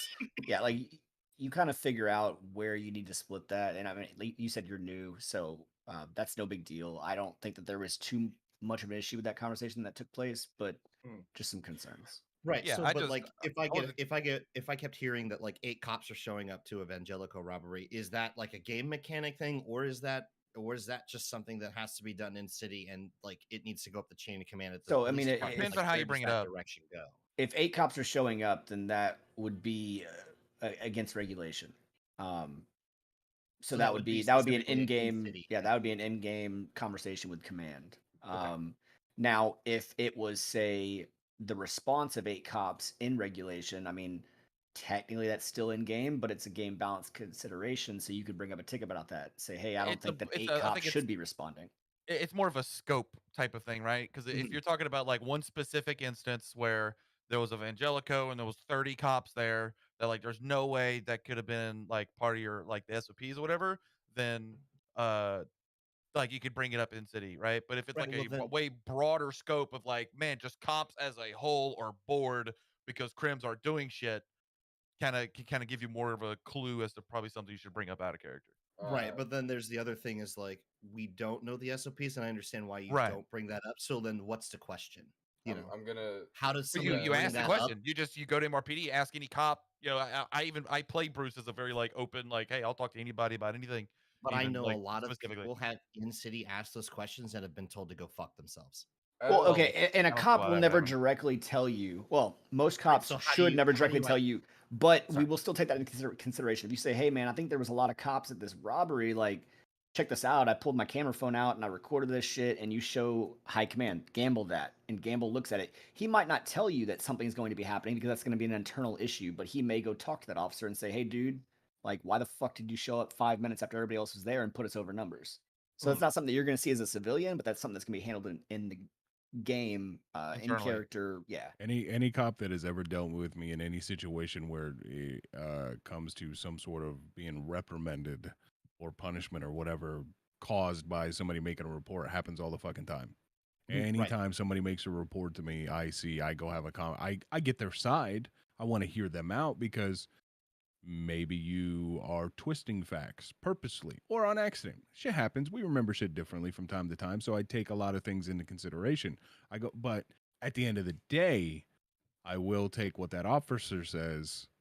I'll hold that closer to heart than what I am going to hear from you. Why did I and how take your take it white from list away? What are you talking about? I didn't Because take anything. I have to trust them. I choose to trust them because of what they do with their lives. If a guy comes in that's, been to prison 10 times for fucking murder, I'm going to look at him a little bit differently. Doesn't mean I'm going to treat him differently. I look at it differently. And I look at, because some people are out to get after cops. And I'm not saying that's what you guys are doing. You guys are just trying to have a grasp and understand the situation better. Right. I'm just trying to find a sense of fairness, and from what I've experienced so far, which, to be honest, like the police interactions I personally had so far have been great. I just kept hearing through through other people word of mouth that there were some disparities or discrepancies, and I wasn't quite sure of how to bring those up or address those directly. Cops shouldn't to be the telling you to appropriate. just go fuck yourself. That should not be happening. They should just say, I can't talk about that. That's not something I can answer, or give you the information, whatever. They shouldn't be douchebags like that. Right. It's Obviously, above my like you pay said, it's a grade. give That's and my take. If you answer. give the Above RP, my you're gonna pay get grade. the RP, and then you can go from there. Yes. So again, my lack of familiarity with RPing and whatnot leads me to not understand certain things that might need to be handled in city and certain things that would be handled out of city.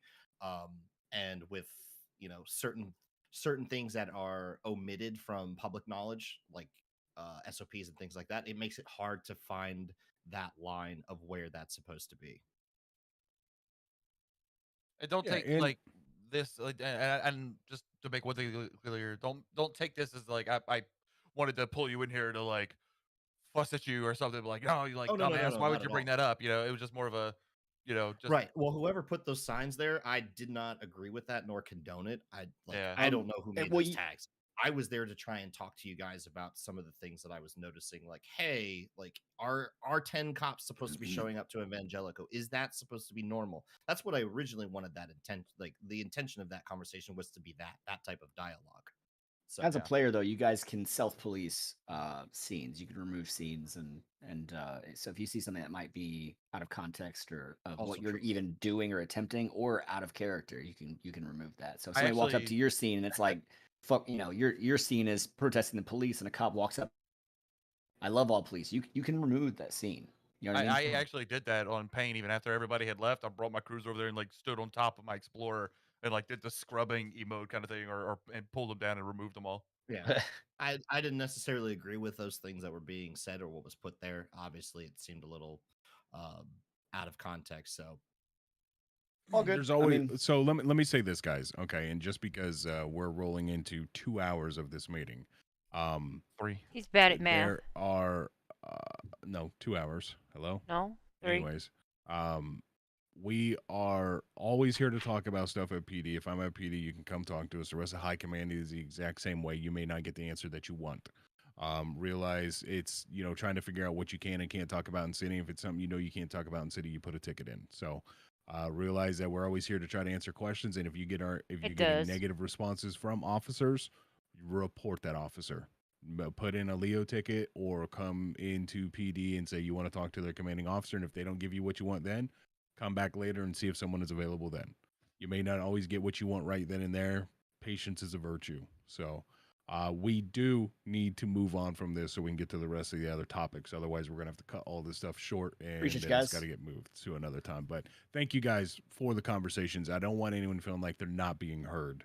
But we all do have the rest of our day that we want to get on with. So, if a police officer or EMS comes up to you when you are down and does /me, looks for injuries, yada yada. We discussed this already. Role play your injuries out, guys. So even if it's a cop or if it's EMS, let's make sure we are taking the time to role play our injuries out properly. Communicate what's going on with you, what's wrong, are you okay? Do you need this? Do you need that? So on.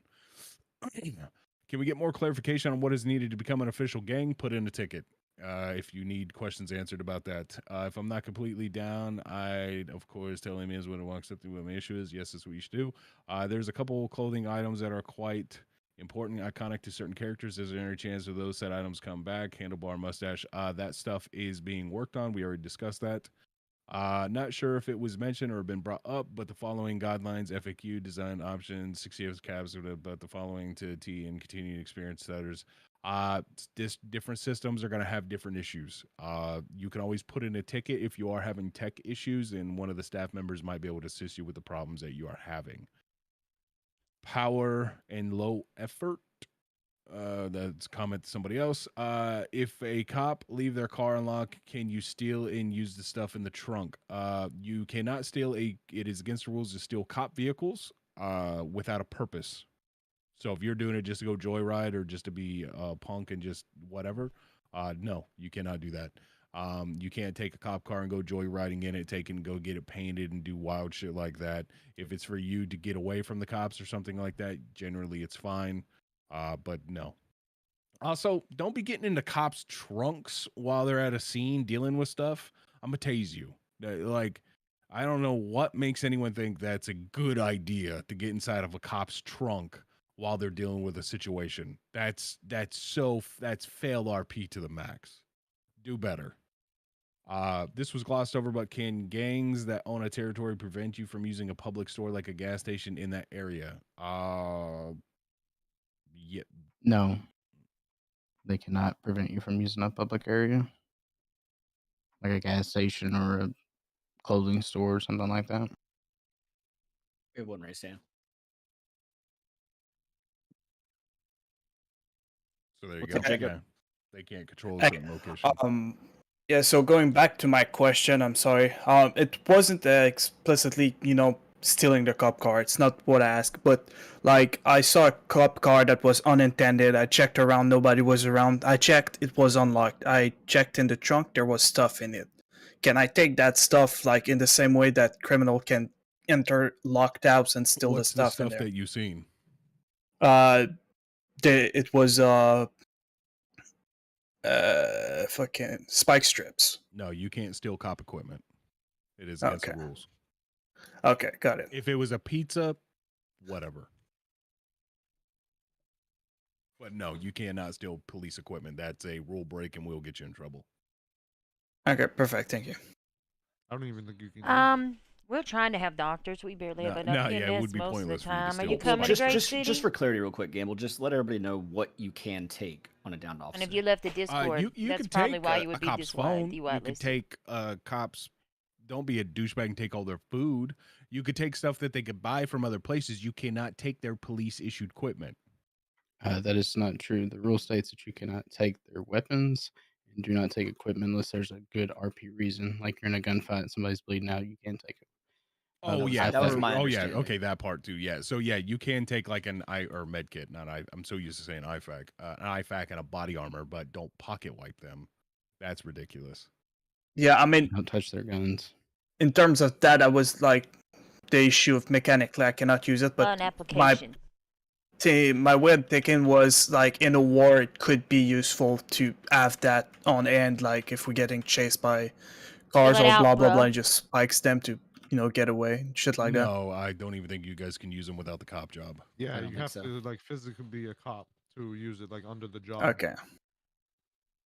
All right. Okay. Appreciate So it, would Jake. benefit That you. censors it. Thanks. Thank you. Yep, thank you, ma'am. So we talked about that. Are some cars supposed to be S plus or mainly limited at S and maybe get some higher tiers? We already talked about vehicles and the ideas and plans of stuff that's going to be coming in. They're working on the rating system. They're working on a lot of things pertaining to vehicles. So continue to be patient with that as well. I know we're saying that a lot, but you got to realize we got a very small team. Let's see any updates on drift engines. Marlo, I don't know anything about Question this. mark. Sorry, say that again. Something Drift about engines. drift engines. What's a drift engine? Are they asking I about don't know, drift some- vehicles, drift physics? Are they Yeah, in here? any updates on drift engines? Because it's only tires, as far as I heard, and only Those don't even work. Those are just something that tuning menu came with. And yeah, okay. drift There you cars go. are will be coming out over time. The only ones currently right now are import ones, but there are the city ones that we used to have. Not only do the drift tires not work, they don't save, so don't waste your money. Oh, there you go. I mean, if you So- want to pay, if you want to buy them, go right ahead. I'm not going to. yeah, the shops aren't going to bitch about you spending your money. But yeah, no. Over time, drift cars will be coming out. And there's nothing stopping you right now on knowing that there is a drift car. And RPing it out and coming and talking to the right people, and certain things can happen. Absolutely.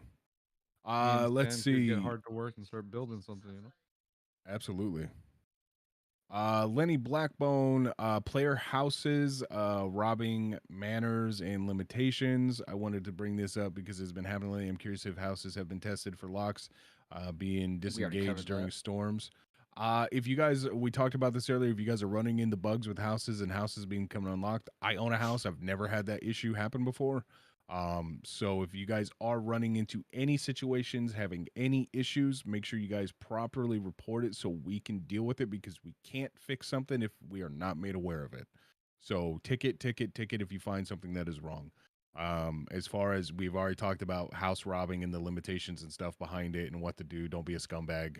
Don't just go completely wipe somebody's house out if you find their doors unlocked. But right now you can't physically, there's no mechanic to break into the house anyways.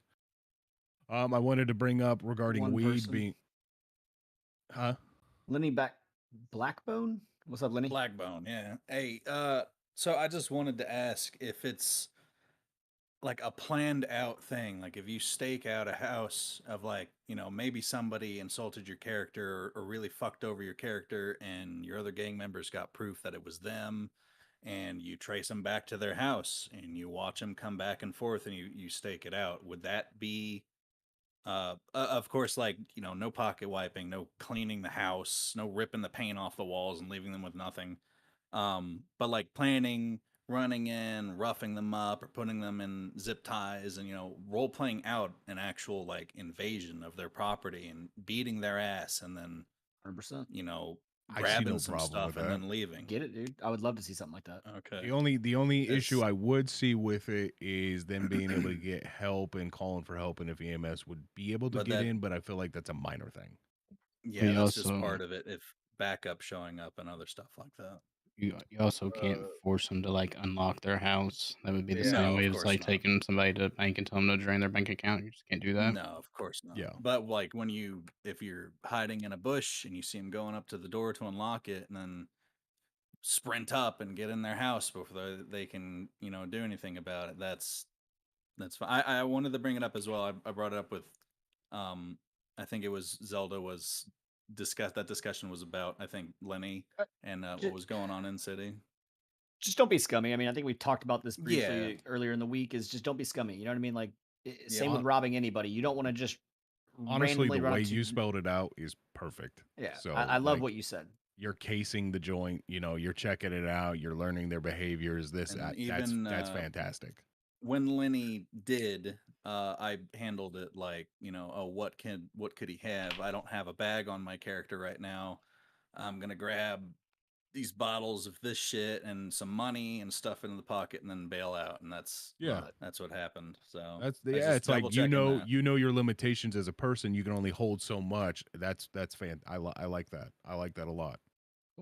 I appreciate I wish more people would have that mentality when it comes to robbing, because there are people that do robbing in this city that pocket white people. So maybe they should start taking that into consideration as well. Had to see that at Evangelicos, and Lenny was nonplussed. All right, Yeah. thank Well, you. we appreciate your time, man. Thank you. Yep. All right, we have Keaton again. Oh God, Keaton, you're just talky today, bud. He loves to talk to us. What's up, Keaton? I know. I just miss you guys so much. I have to keep coming back. I have a question on the whole robbing thing, and you'll probably shoot me down pretty quick. Don't get upset about it. But as a criminal, if No. I'm involved in a shootout and I shoot an officer and his gun is in his holster or on the ground, Nope. Can't take a cop's gun. okay. I just wanted to ask it because that's honestly, this is the first server I've ever Yeah, played it's in in the with that rules rule. that Yeah. I just want to be very clear. Yeah, police weapons, full stop. Don't touch them. Yep, it is like that because it was so abused, because cops were treated as loot crates. Oh yeah, and I get that. But and then so is it just police weapons full stop, or like can I take the armor off of them, their med kits? Like is that stuff okay? You can't take all of them. You could take what you need for that situation. Yeah, For so the if you're in situation, so a don't if you're run in up a to 'em and shootout rob with 'em. them, if you're in a shootout with them and you shot them down and you need something really quick, that's when you can grab it. But you can't take it to just stock yourself up. And just for clarity here, right? I don't care if you stuck a cop up at knife point and now you have 3 cops behind you. That does not constitute a right for you to take the weapon to balance the playing field. It's full stop, 100%. Oh yeah, no, and I personally am fine with the whole full stop on police weapons. It is what it is. It's just that's honestly the first time I've had that rule in a server I've ever been in. So I just wanted the clarification on that. It's just some of the other stuff, like take what you need, is as a criminal, you always need whatever you can to get ahead. So Take as you need when it pertains to medical and like physical protection of your body. So as in the medical stuff and the armor. Take what you just need. So 1, maybe 2, to be able to survive that scenario. Don't wipe them completely out. I have role played as a cop in many cities and have been treated as a loot crate to the point of pure exhaustion, to where I would have people just stick me up or body dump me on multiple fucking occasions just because they want my PD gear. And it is the most tiring thing to have to deal with. oh, I agree with you entirely on that. We literally had an issue of groups would just bring us to their territory, shoot us down with their entire crew, and just steal all our stuff. Yeah, and I agree with you guys on that entirely. I don't think police should be utilized as loot crates or anything like that, but I just wanted for clarification's sake, because when we talk about take your RP seriously, if I'm RPing a criminal seriously, I'm going to take whatever I can get. I get it, but this is a balance because it is roleplay and it's not real life. There are mechanics that can be abused here, and obviously in real life you would do that because you want to kill the cop and you want to get away. But yeah, it's a rule here for very specific reasons, and that's something that likely will not be changing. Yeah, the likelihood of it ever changing is slim to none. Oh no, I don't expect that to change. I sort of wanted the clarification of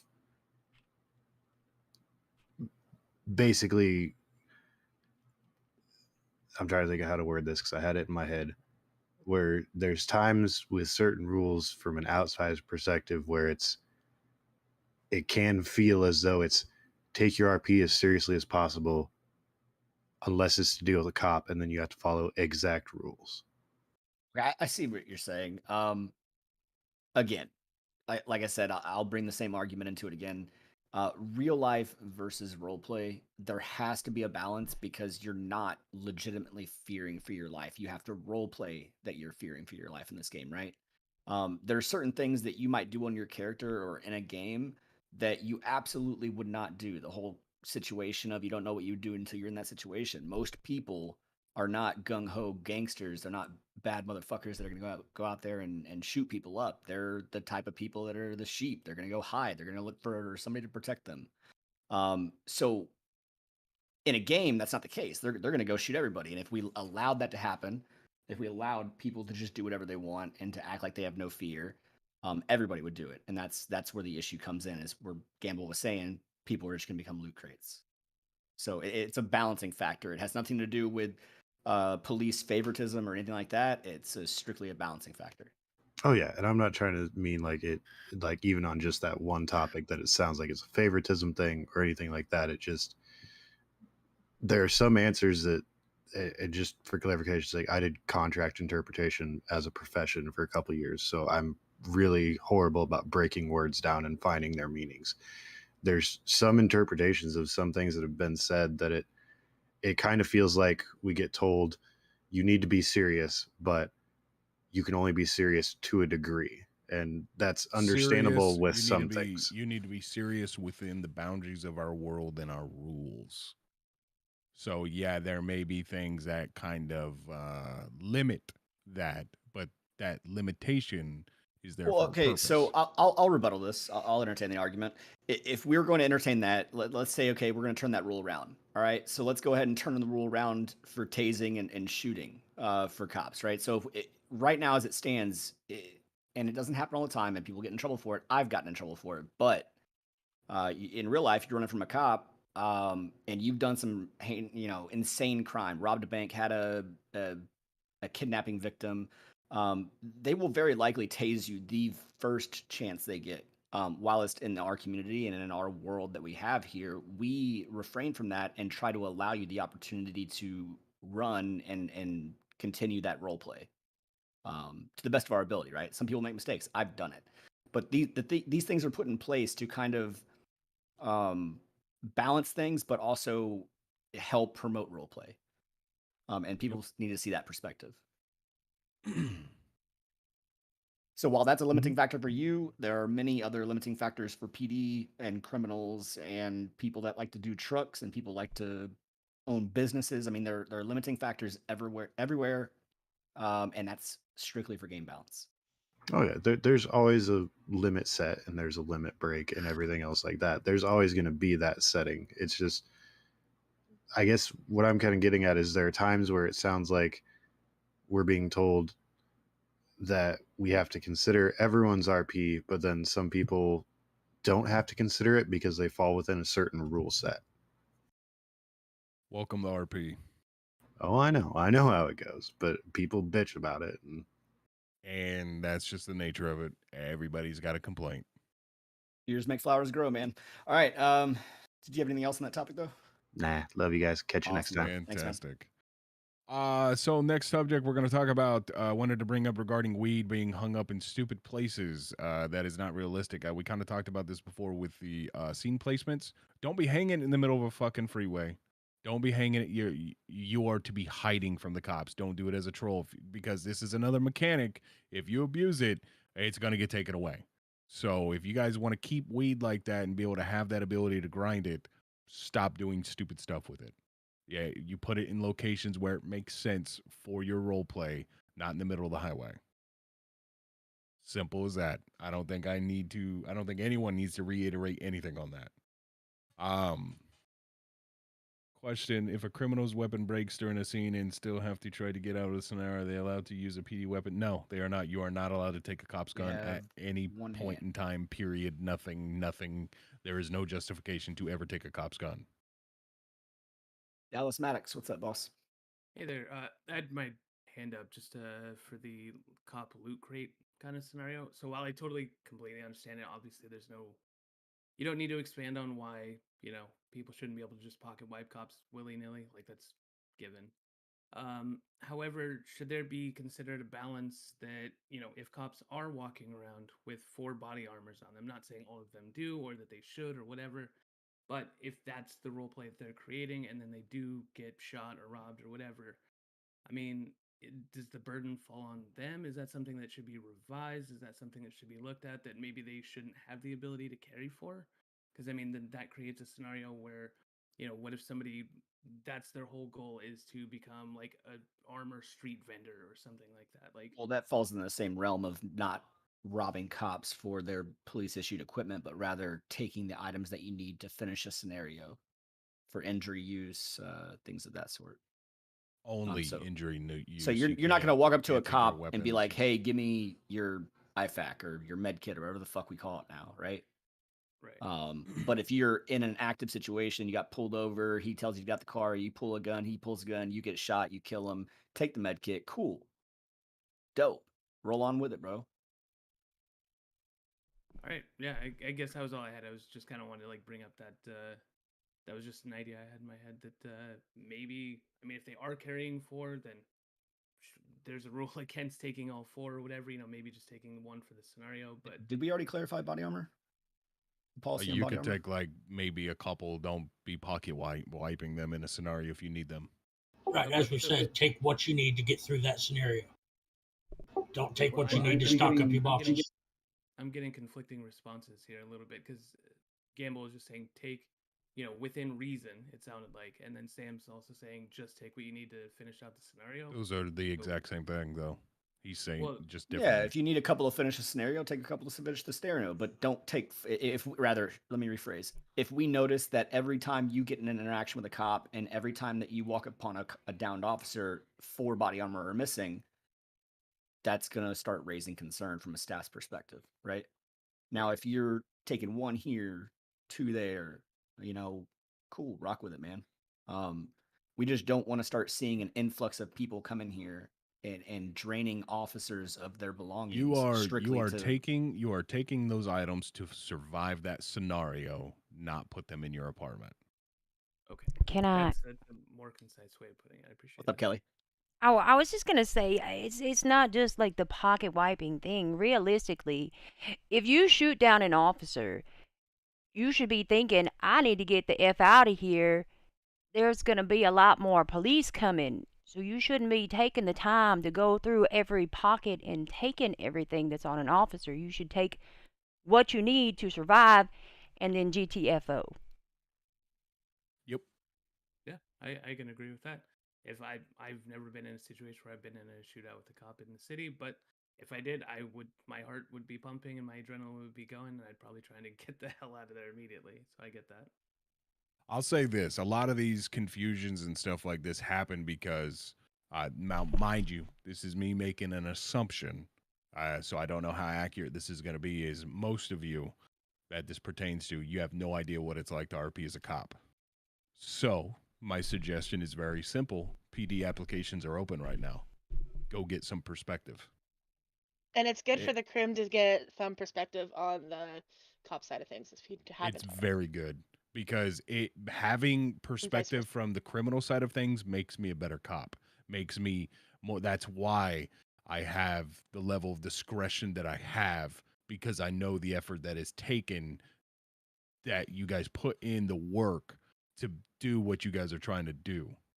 And that's why I always emphasize to everyone, you treat my character with respect, I'm going to be good to you. But if you decide to just be a shitlord and just shit talk, you're What gonna up? spend more What time in up? prison, It's probably going pay more good. money.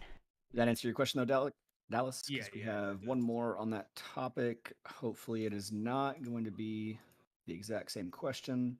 Let's see. Moreland, more I'm line. late for D&D.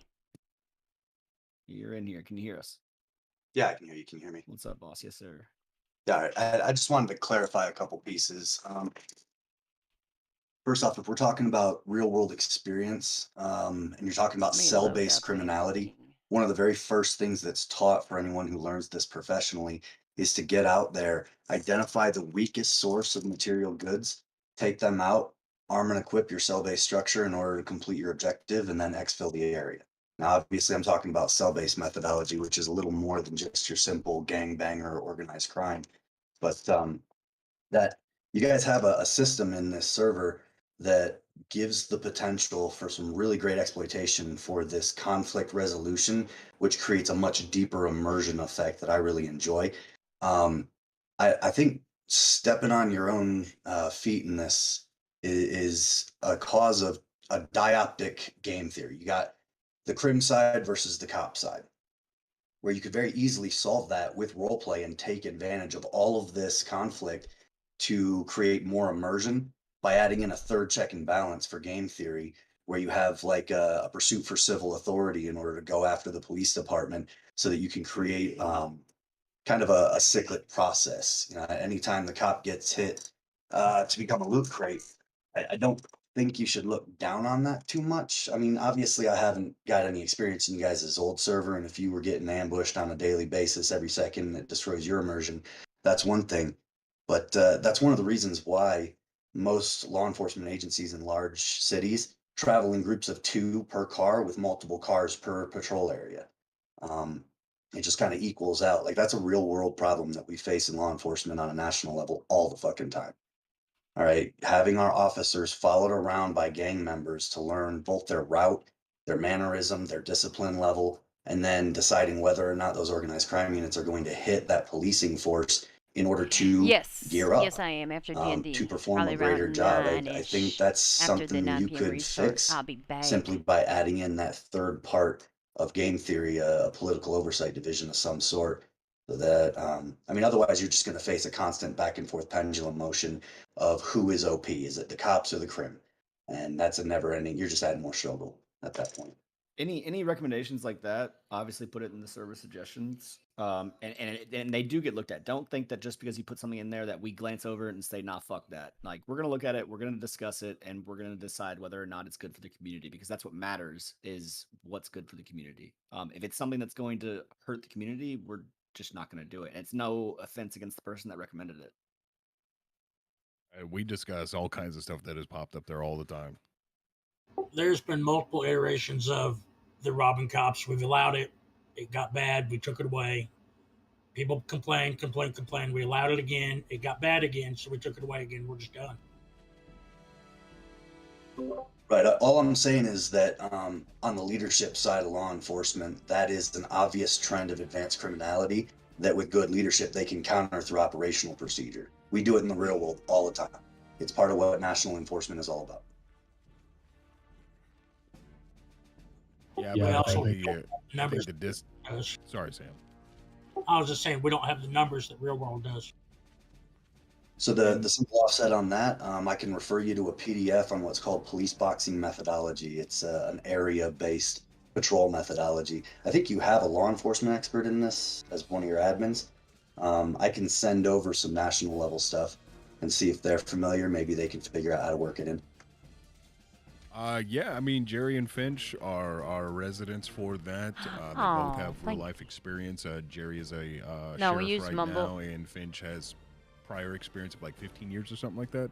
I doubt, if you want, just open up a Leo ticket instead of just. They probably don't want to be messaged directly, but open up a Leo ticket and drop it in there, and they'll review it. All right, we'll go ahead and do that. Thank you. Thank you, Oh, yeah, brother. thank Have a you. good day, okay? All right, moving on. All right, so I see stuff in here about Tow Truck Company. Tow Truck Company is up and running, has an owner. Find out in character. Let's see. Was meaning more of the kid. Also, don't, if it was mentioned, just wanted to chance if one has keys to a house can access Mumble. the garage. No, it's your own individual garage when it comes to the houses. There might be a chance that might change in the future to where you could have shared garages. I don't know. TBD, so we'll just have to wait and see what happens.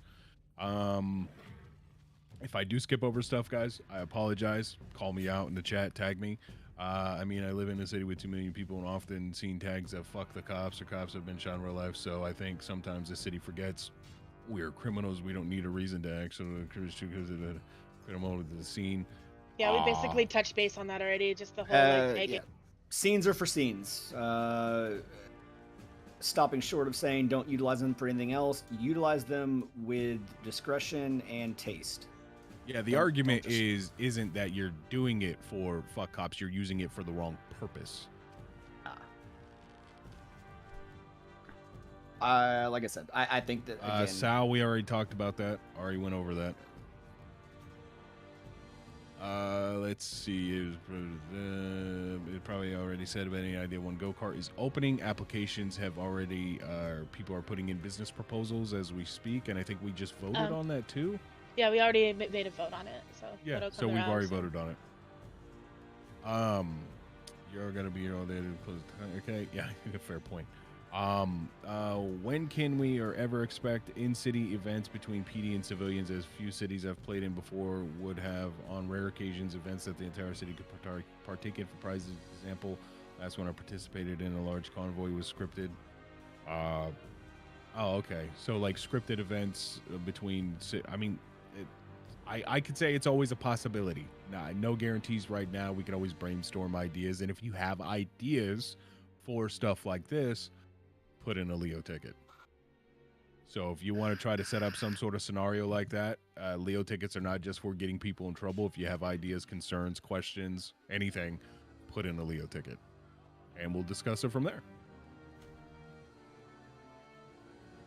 Sal, if you are having performance issues, even based off everything else, it could be a metric of things. It could be your system. If you have GTA 5 or 5M stored on a hard drive instead of an SSD, it could be you haven't cleared your cache. It could be a multitude of things. If you are having extensive issues, just put it in a ticket and we could possibly have somebody in the staff team help you out. You have so many favorites. Too many favorites. Other It's than not that, fair. let me check I want to the be the town favorite hall favorite. chat. I believe that concludes everything, unless anyone else has one last minute thing that they want to bring up. Other than that, we are going to conclude this meeting. We've already used up over 2.5 hours of everybody's time. And guys, thank you so much for showing up to these meetings. It's prevalent because a lot of people have questions and concerns about a lot of stuff. So, what is this? What kind of ticket should I open if I have an idea for an event? Just a normal, just do a normal support We ticket. need to teach Gamble how to tell time. But yeah, we appreciate you guys showing up. Thank you so much for it, because we can't do anything. We can't make these changes. We can't make this community, better than what it already is without your guys' input. And I want to encourage everybody to try to have a positive attitude when stepping into these tickets or into these conversations, because if you want results, being a dickhead isn't going to accomplish anything. It's not. So I understand temperatures rise, people get frustrated and so on. Then you need to separate yourself and come back later. All right. We're always here to talk. We're always available. Just be patient with us. Give us time. Realize that just like you, we have lives outside of this as well. I work a full-time job. Pretty much everyone on the staff team does. Some of them go to school full-time and a multitude of other things. Be considerate. That's all we ask. So we're always here, and I look forward to seeing everyone at the next one, but we'll call this concluded, and you guys have a great rest of your day and enjoy your RP.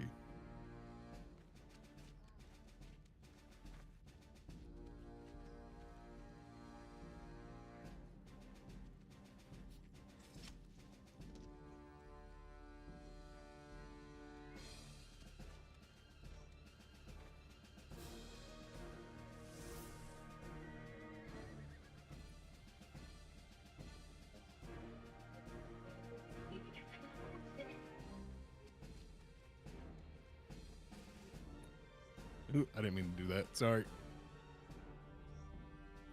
All right. Well, thanks Have for fun, hanging nerds. out for this town hall meeting. I need to go and Have a play great some Dungeons day. and Dragons. I'll be back Buenos later noches. tonight. Kelly Price will be Arrivederci. on the prowl. I'll see you all later. Okay, it's gonna be a late night too. Gotta go play some D&D now. Bye. Oh, shh. Don't hate. Oh, hey, let's try and raid somebody real quick. I don't know who to raid. Here, let's see. Let's figure this out. I'm always so bad at this. Hold on, let me see. It's hard to figure out who's streaming right now too. I'll go down to community chat and see.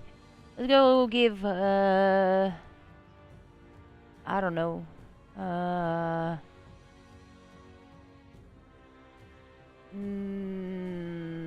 Matt O'Connor, I guess. I don't know. Let's go with that one. We're gonna figure this out. Little Caesar's cheesy stuff crazy bread Let's see. Pick up stuffed crazy bread and crazy sauce for only $3.49. Is it too stuffed? Let's figure it out. I'm figuring it out. This one. And then here. Oh, here we go. Oh, who is he? What are they doing? Who knows?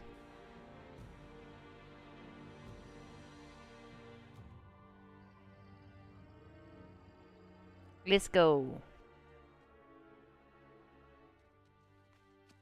This crim bag scumminal. Yeah, man. Hey, are you busy right now? Look at that. Not particularly, man. Was good. Hey, man. I need you, if you can, be cool.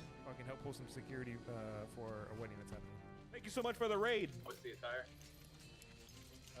If you, I'm I'll good give you a poster, time. you come out here and